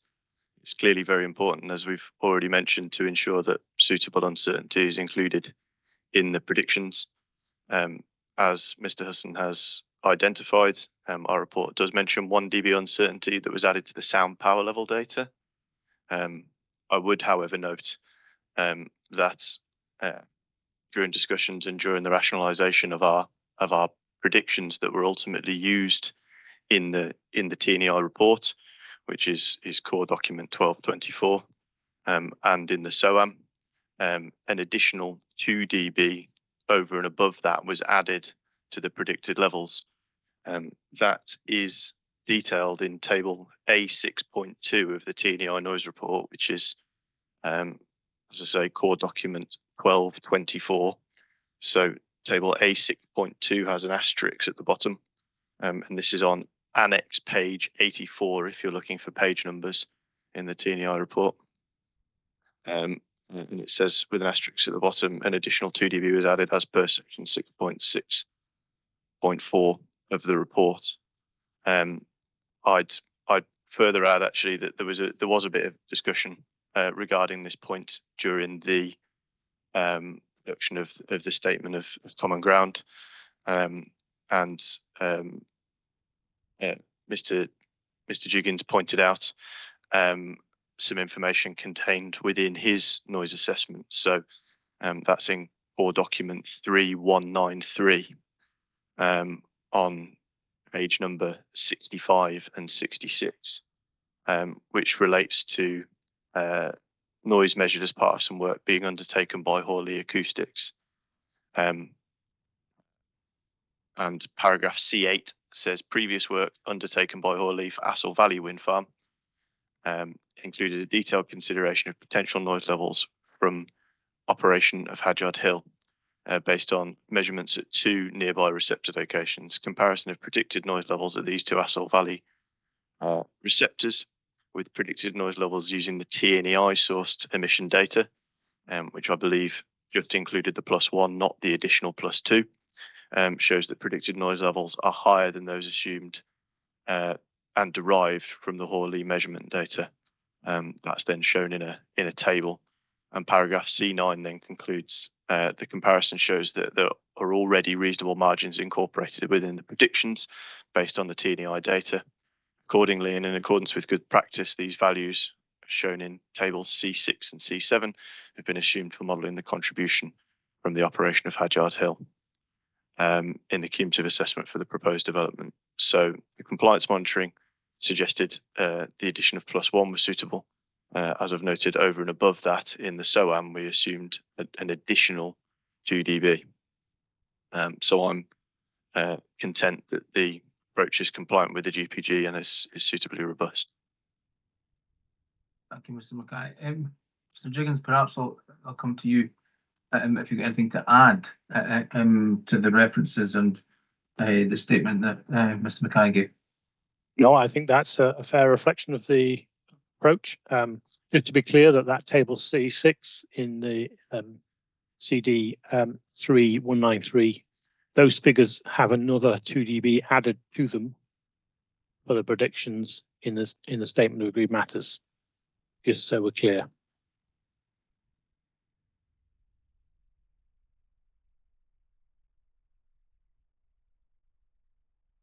And anything from Carrick? Just a small additional reference that you may find helpful, and that's in the Carrick EIAR Appendix 9.2. That's core document 2.138, and paragraph 9 there just confirms that a +2 dB uncertainty correction has been applied in the modelling approach. Thank you for this. We've heard the responses to your points, Mr. Houston. Is there anything you would like to come back on before we move on to the next point? No, I'm happy that the corrections for uncertainty have been applied correctly. I was questioning whether that was done correctly, and they've assured me now that it has been done correctly. One of the other issues with regards to manufacturer's specification of sound power data is if you have a test result for a candidate turbine, then the test results have tonal audibility actually listed for the particular turbine under test. That gives you an indication as to whether there are going to be tones emitted by these particular turbines. And as I understand it, the manufacturers have just said, trust us, these things are not tonal. So it is a bit questionable as to whether you believe the manufacturers. If I refer to some of the tests that I've been doing over here in Australia, some other independent consultant has actually tested the sound power levels of installed turbines when the manufacturer was predicting that they had a certain sound power level. And out of the 6 turbines tested, the increase in sound power level observed when they were actually installed compared to what the manufacturers said they would do ranged from 11 to 14 dB higher than the sound power levels that they said as a manufacturer's guaranteed level. So I tend to take manufacturers' specifications with a bit of a pinch of salt. And then there are other situations where some Vestas turbines have been measured and they were guaranteed not to have tonal qualities, yet each of them have produced tonal qualities at 150 hertz. So again, test results is what I believe in, and the use of guarantees or manufacturer's specification, I think is a bit fraught to use when modelling. In accordance with my concern in that regard, if manufacturers don't provide proper test data, which have tonal audibility measurements taken from the actual turbines, I would suggest that a condition be applied such that it's assumed that they are tonal, and in the absence of any proof to the contrary. We may come back to that with regard to the conditions later on, but I do notice that Mr. Jiggins and Mr. Kai have stuck their hands up, and Mr. Jiggins, I think you were first. Yeah, it was just a clarification before Mr. Husson carried on into other things which gave other concerns. It was just a clarification when we were talking about sound power levels and allowances for uncertainties.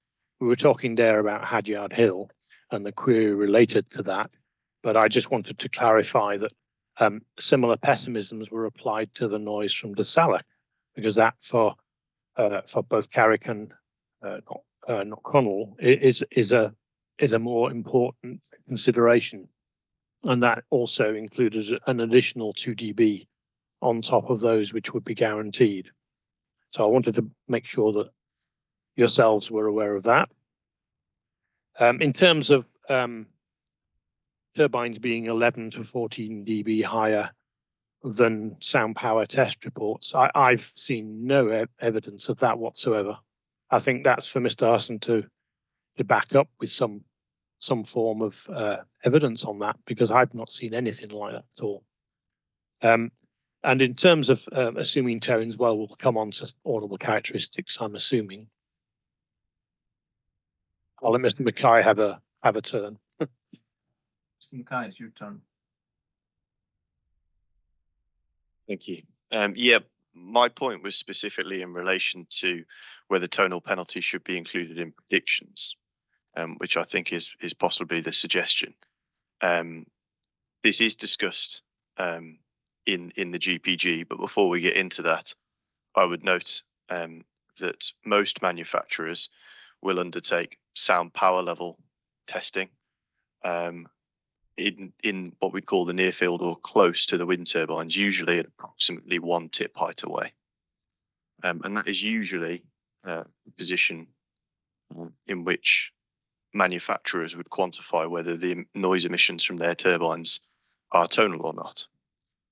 Now, generally speaking, certainly in the UK, receptor distances are significantly further away, and it's not immediately, or it's not possible to extrapolate that tonal audibility at that near field position to far field positions that are representative of receptor locations. So I would suggest that it's not possible to accurately, even with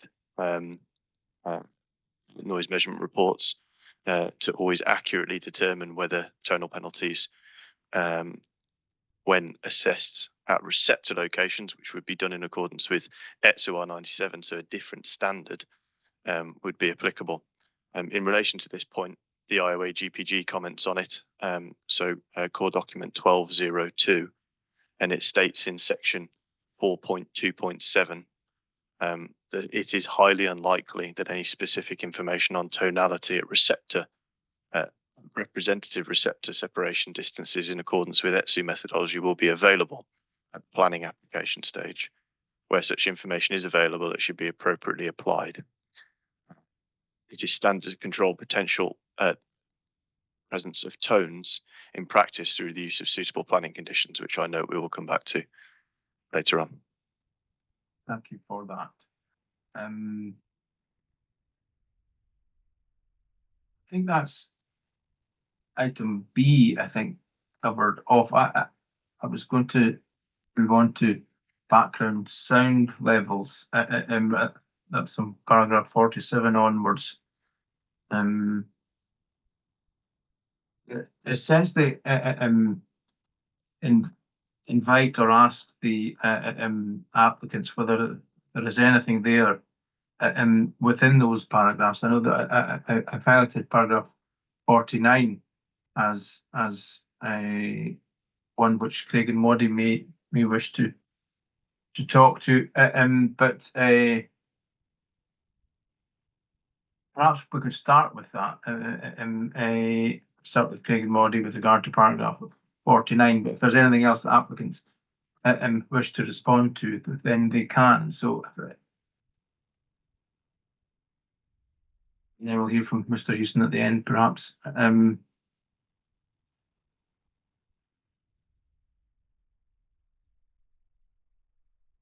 Or even the Carrick, because it mentions Carrick as well in that. But I thought paragraph 49 was a paragraph that you would want to respond to. Yes, please. So apologies, just finding my notes in relation to that point. So apologies that this has caused confusion, but I would like to clarify. I can find the report. Apologies.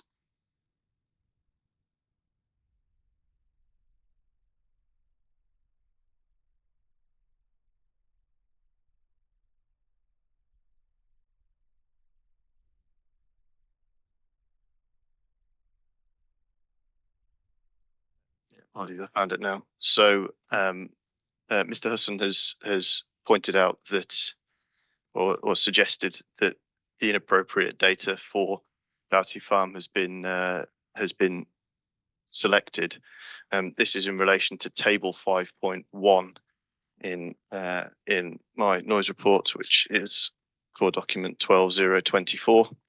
I just wanted to highlight that both data sets were included in that table, both the data set measured by TNEI and the data set measured by WSP on behalf of Carrick, and that difference is highlighted by one asterisk versus a second asterisk. So the third noise monitoring location down in that table is actually the data which was measured by TNEI for Hadyard Hill Extension, and then a further 4 places below that is the data measured by Carrick, which, as Mr. Husson has said, was the one adopted for this location in the statement of agreed matters. So apologies if that's confusing, but I hope it explains why both are in the table. Does that provide an explanation, Susan? Yes, that's satisfactory. For that. Perhaps Knockcronal might want to respond to paragraph 52, and I know it's mentioned elsewhere, but starts off there with regard to the LiDAR and SODAR. Paragraph 52 of Mr. Houston's statement. Is there the accuracy of the measurements? This refers to the use of LiDAR and SODAR within the let's get to my correct part.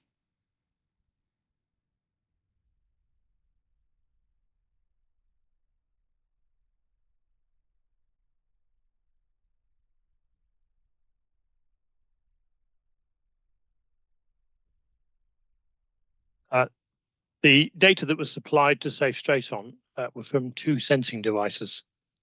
The first for 47 days was from a LiDAR system, and the second part was from a SODAR system for 14 days.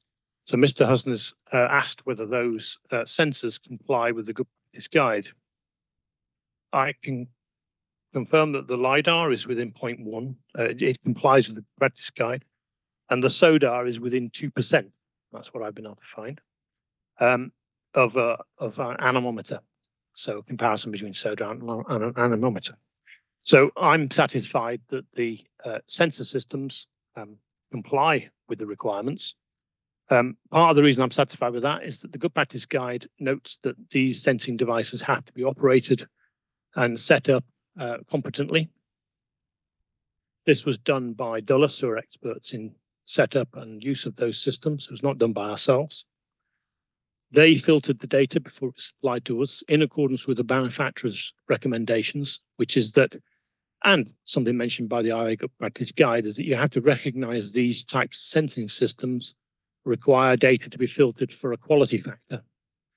So the operator of the systems applied that relevant filtering, which resulted in data being excluded from the data set supplied.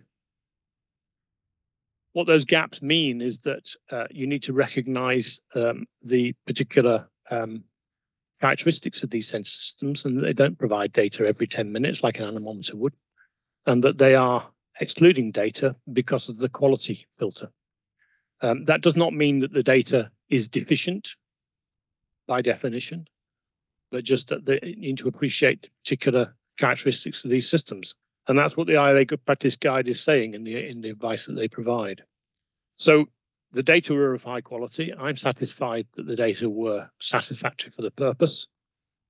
And actually looking at it from a higher level, if you actually look at the statement of agreed matters, where background noise levels are presented in a table form, so I'm looking at CD 1514, tables 4 and 5, you'll see that there are only 2 locations that reference the background noise surveys from Knockcronal wind farm. That's Knoxgay and Linfern Farm. And of those Knoxgay, those measured background noise levels are some of the lowest that were measured in any of the survey locations. So that would be, if you were to take a precautionary view, you'd say, well, we've got background levels that are relatively on the low side compared with other locations. So therefore, that would seem a reasonably confident set of data that we've got there.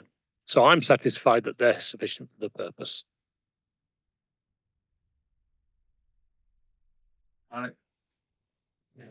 Yes, I just wanted to make sure that there was no confusion. I noticed in Mr. Hussen's hearing statement at paragraph 52, the comment about the supplementary guidance note and airing cautions about limitations of LiDAR and SODAR systems. And I think Mr. Jiggins has given a very detailed response as to how he sought to address any concerns. But I wouldn't want it to be misunderstood that it wasn't a viable and reasonable and appropriate method to adopt. The IOA GPG, the main document, references 3 different means of determining data during a baseline noise survey, and the use of LiDAR and SODAR systems is specifically listed as one of those approaches that can be adopted. It goes on to say at paragraph 2.6.12 that remote LiDAR monitoring systems such as SODAR and LiDAR are proven to be viable alternatives to conventional anemometry and such like. So it is a recognised method that's been applied. Before I come back to you, Mr. Houston, on paragraph 52, anyone else like to say anything? Well, Mr. Houston.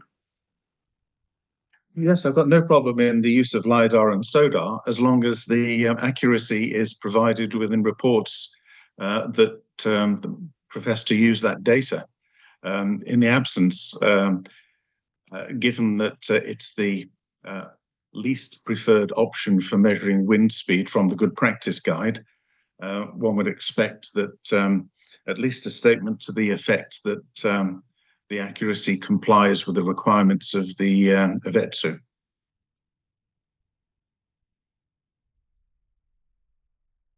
Yes, I accept that it would have been ideal if we'd said that in the assessment. Quite happy to take that. Mr. Jiggins, but you explained to me and my colleagues today the explanation.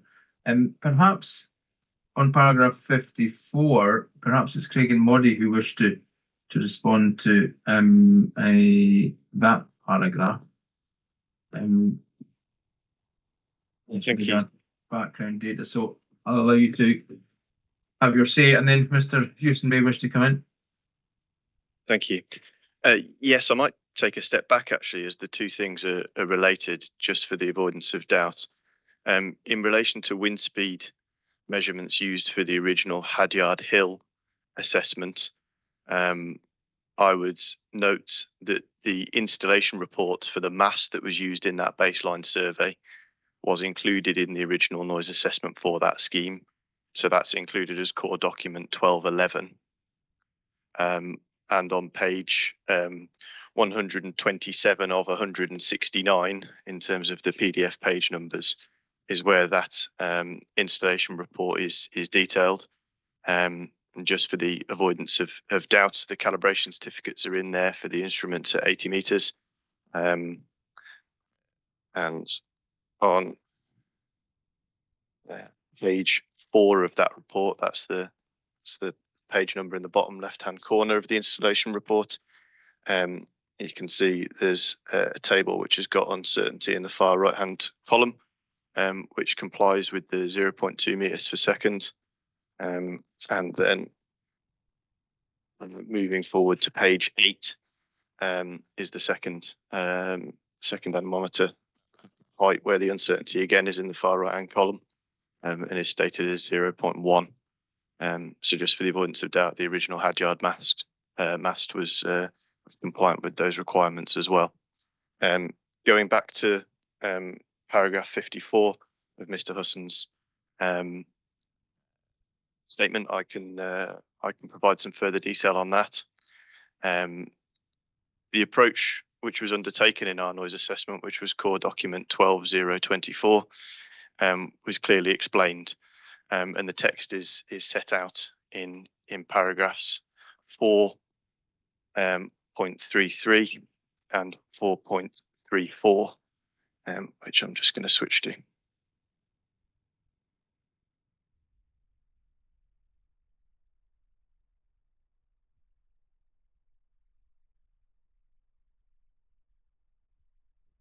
And if I may, I might read those elements of those sections. So in 4.33,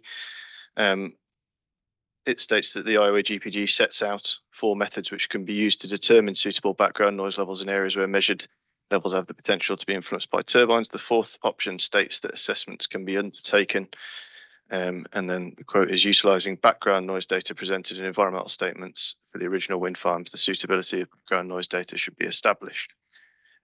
Appreciate that it is important that the suitability of the background noise data was established. The suitability of that data was agreed with SAC in relation to the Hadyard Hill extension, notwithstanding the fact that that application was subsequently withdrawn. In my report, 4.3.4 then goes on to state that the IOA GPG goes on to state in section 5.2.4 that if the developer wishes to utilise previously measured background noise data, care should also be taken with respect to any differences in wind speed conditions between the original and proposed site. The underlying principle of ETSU requires background noise levels at any given location must be corrected with wind speeds measured at the wind farm site of interest. And the last bit is key. Where a systematic difference exists between the wind conditions on the 2 sites, then a correction will need to be applied, meaning that the derived background noise curves for the 2 sites will be different.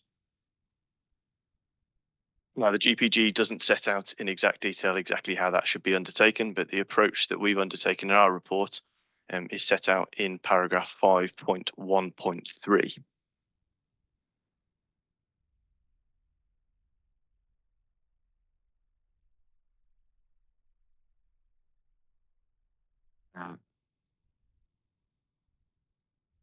I won't read the text in its entirety, but it's all relevant. But to summarise, the adjustment made to the wind speeds considered the average expected difference between the 2 sites, but also included an additional shift equal to the standard deviation of the expected difference. What that means is, or the impact of that is that lower background noise levels have been used as opposed to just using the expected shift, and it results in more cautious noise limits.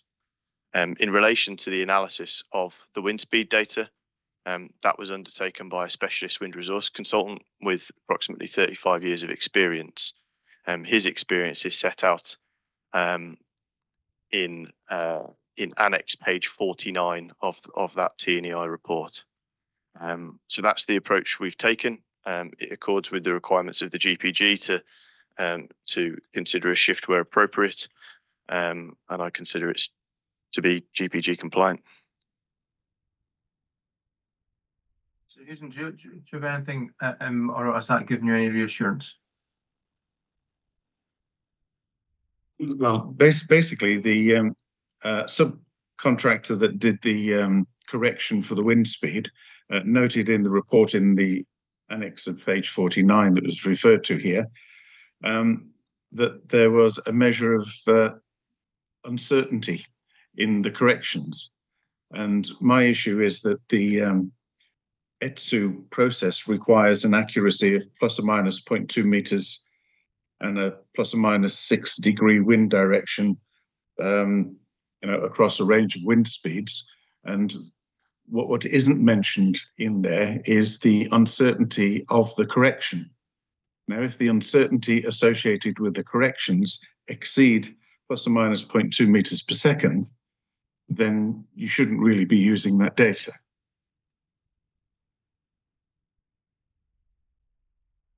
I think the 2 meters per second, 0.2 meters per second comment specifically related to measurement equipment, but I do take your point. I mean, that's the reason that an additional standard deviation was added to the average levels to take a worst case approach.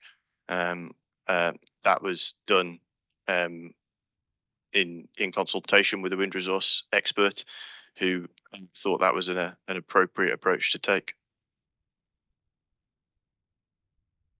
In response to that, all I would say is that the subconsultant that did the correction ought to have put in the value of the uncertainty that they believe transpires from their corrections that they've applied. So you've got two sets of corrections here. You've got an uncertainty associated with the actual mast itself and the anemometers on that, which you've said is, eminently accurate, but it's the correction after that to another location of a different height and a different terrain environment that I would be interested in knowing what the uncertainty was. After all, at the end of the day, background noise data, the sound level measurements are only half of the data. The other half of the data is the wind speed data. And we can spend many hours ensuring that the sound levels are accurate and all the rest of it. But if you neglect the wind speed, then that's half of your data corrupted. I absolutely agree that accurate wind speed data is very important. I would note that ultimately on wind farms, the size of those being considered here, there will also be a natural variation of wind speed across a wind farm site. So ultimately, we are still choosing one representative location based on a mast. The location that was used by the wind resource consultant for the adjustment was the sensible highest point on the site, which should further ensure that the wind speeds that are calculated using the speed up factor as high as possible, with a standard deviation added to that further still. I believe that's sufficiently accurate, and an adjustment has been undertaken, which is what the GPG requests. If I can just comment on that, adding a standard deviation doesn't improve your uncertainty. It could actually make it worse. And the other thing is that with a development of the value of these developments, one would expect that it would be a simple matter to install a met mast on the site that you're investigating, rather than using another one off a different wind farm. Yeah, the met data, for that adjustment to be made in that basis, you'd need to have concurrent wind speed data from the two masts, and the mast on the SSE site is out with the control of my client. The GPG doesn't specify that such adjustments need to be made using masts on both sites. It's not a requirement. I appreciate where two masts available, that may have been suitable data to use, but it's not the only option. I've heard the explanations there. I mean, is there anything from the applicants in the remaining paragraphs that probably paragraphs 55 to 58 there, is there anything perhaps Carrick or Knockcronal would want to respond to? Yes, I'm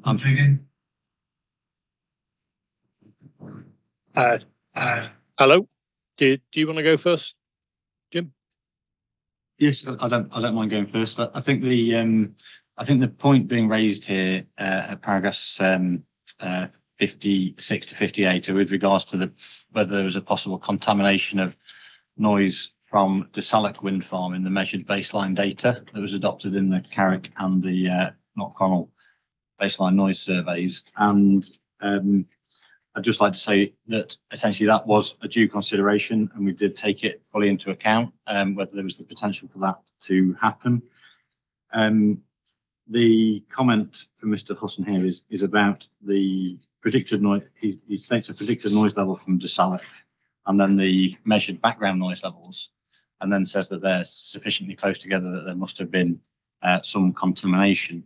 But that's founded on a premise that isn't true. So, and that premise is that the measurement locations adopted were constantly downwind of the Dessalloch wind farm, which was not the case. So the predicted noise levels identified using the IOA GPG, the guidance is clear that the predicted noise levels are representative of the wind farm operating under downwind conditions. During the baseline noise survey, however, it was a contrasting situation to that. And if I could draw your attention to the Carrick EIAR, that's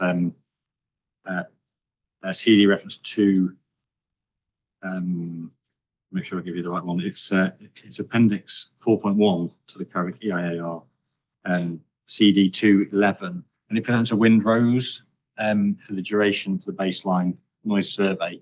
And you can see that actually during the baseline noise survey, the winds were predominantly from the opposite direction from the Dessalloch wind farm. So what you've actually got is baseline noise levels measured predominantly under conditions where the wind is blowing the noise away, any Dessalloch contribution away from the receptor, but the predictions would assume the opposite.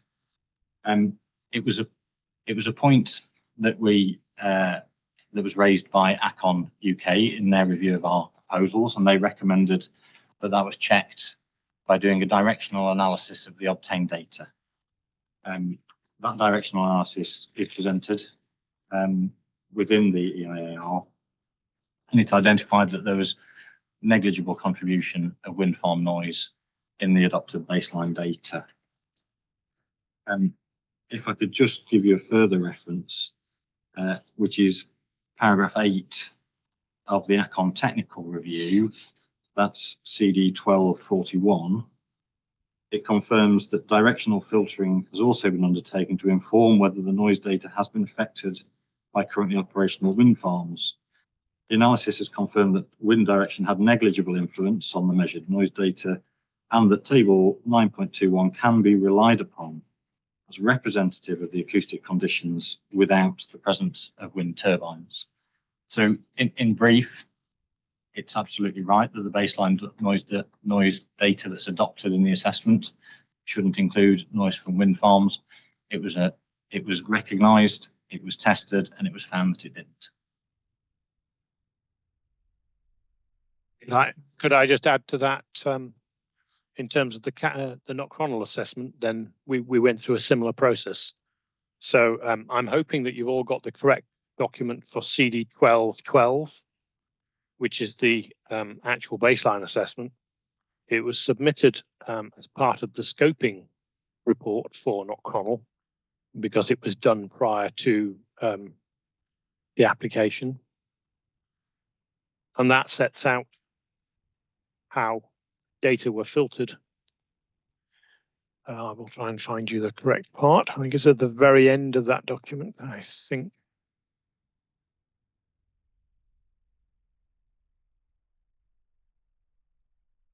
Sorry, wrong document, 1212.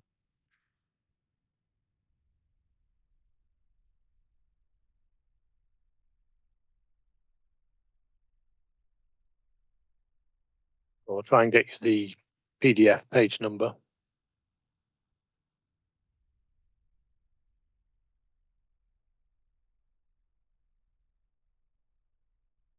Okay, we've got PDF page 41, shows two charts which are data filtered for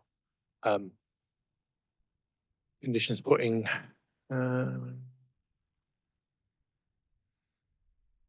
data were filtered to exclude those where wind directions between 30 and 80 degrees. This was done at Knockcronal. Knockcronal is the nearest property or the most affected by noise from Dessalec. It's around 1.6 dB higher predicted noise levels than at Jennock Cottage. So therefore we tested this at Knockcronal. And in the report, I will find you the right paragraph of the text where we showed this.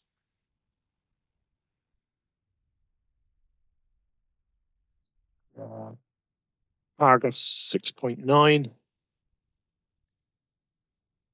on PDF page 8, where we tested the difference and found there was no significant difference between the results when filtered to exclude those directions. I think generally we find the same as Carrick's survey in that there wasn't an assessment, there wasn't an effect, probably because wind directions putting you downwind at these measurement locations from Dessalec were actually relatively infrequent. So I'm satisfied that there was no influence from Dessalec contained within the baseline, and I would agree, as Mr. Paulson said, and with Mr. Husson, that baseline should not contain noise from existing turbines. Wilson, I think you want to come back. Sorry, yeah, if I could just add one further point, just on the the references. The reference I gave you.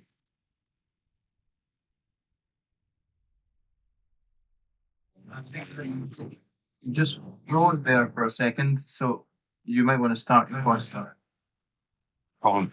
The reference I gave before was with regard to a wind rose, and it was just to highlight that the actual directional analysis that was undertaken is reported within Appendix 9.6 of the Carrick EIAR, and that's core document 2.14. 2.142. I've taken a note of that, and I've been able to follow the references so far. I hope everyone else has been able to do that. Mr. Houston, did you want to reply to any of the assurances that have been given before Ms. Crosswaite comes in? Yes, I appreciate the assurances that have been given. Directional filtering can produce misleading results depending on where the measurement location is taken in relation to surrounding buildings. So there's a possibility that mistakes can be made with regards to directional filtering. However, one of the most sure ways of checking whether there's observable noise from an adjoining wind farm is to do audio recordings and to analyze and listen to those audio recordings and take samples accordingly. I don't know if any of the background measurements setups that were implemented actually incorporated audio recordings to see if you could actually identify the character of a wind farm operating in the distance. Is that a question that you would like to put to the applicants? Yes, I'd like to know if Yes, I'd like to know if they incorporated audio recordings so that they could listen to see if there was any influence from a nearby wind farm. I don't know if able to respond to that. Yeah, I can respond to that, that audio recordings were not performed as part of the background noise survey. It would be something that would typically happen during compliance assessment, so that the audio recordings could be subject to tonal analysis, but it's not something that's routinely done for background noise level surveys. I concur with what Mr. Jiggins is saying. Audio recordings weren't undertaken during the Carrick baseline noise survey, but notes were taken at the time of equipment installation and calibrations and de-installation, and no wind farm noise was observed. And I can clarify similar that those notes are provided in the baseline assessment and it was not heard. Ms. Crosby, you have your hand up. Yes, I would just like to make the point that it's 1 o'clock in the morning now in Australia for Mr. Hooson, and I really don't think it's fair to carry on as far as he's concerned. Well, I indicated that we would be finishing at 4, and I've got to the end of a point C, so I was actually going to just draw it to a close there so that we would return on 5D. I didn't quite manage to achieve item 5. My apologies. I may move you along a little bit quicker tomorrow in order that we are. Just a recap with regard to what we're to do. Ms. Crosby, you're going to make sure that the documents are circulated along with a note by Mr. Hewson with regard to the points to be made. In the morning, we'll make a view or take a view on the admissibility or what we do with those extra documents, whether it's to be referred to at the hearing or indeed further written submissions. And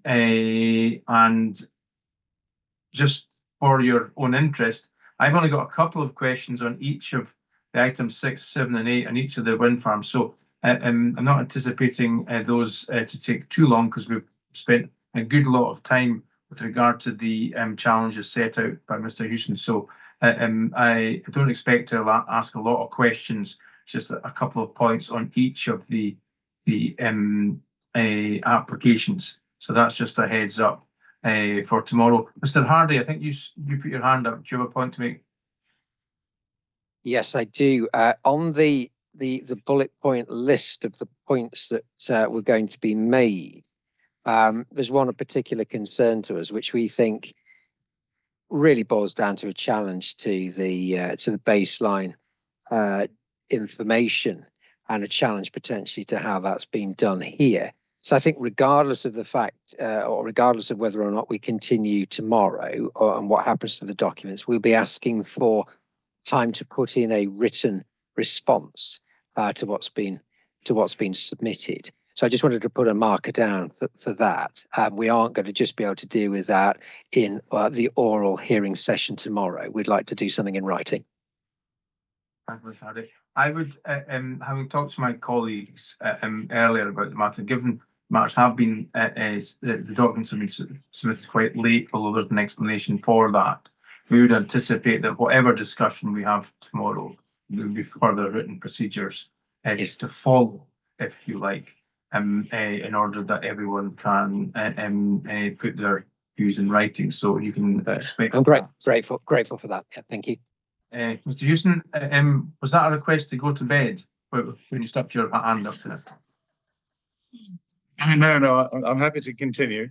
But I just wanted to respond to Mr. Jiggins in that whenever I do background surveys, I do audio recording, and I find it most useful because you can identify extraneous noise events and delete the suspect ones by listening to what's going on. Okay, thanks for that point, and you may well continue the discussions after the hearing tomorrow as well. But I think we agreed 10 o'clock. Does that suit you, Mr. Hewson, given your location in the world? 10 o'clock our time. We'll start then, and I will try and move us along in order that we can complete tomorrow. I have indicated I just have a short number of questions on each of the applications. And my questions on planning conditions will be fairly general. We do have another bite at the cherry, if you like, with regard to the planning conditions hearing, but we would like to have a first discussion on the conditions and any suggestions by the parties on conditions as part of this hearing. But it may not be the last opportunity to discuss planning conditions. So I just wanted to flag that up. Mrs. Leven or Mr. Reid, do you have any further points to make or questions before I close for the afternoon? No. Okay. Well, thank you very much for bearing with us today, everyone. We had a slow start, but we got there, and we'll see you all tomorrow. We may see Mrs. Traynor, but it's doubtful, at 10 o'clock tomorrow. And at the end of the hearing tomorrow, we'll also clarify any further written procedures that need to be pursued afterwards. So remind me of that if we forget it. Okay, thank you very much and have a good evening. We'll see you in the morning.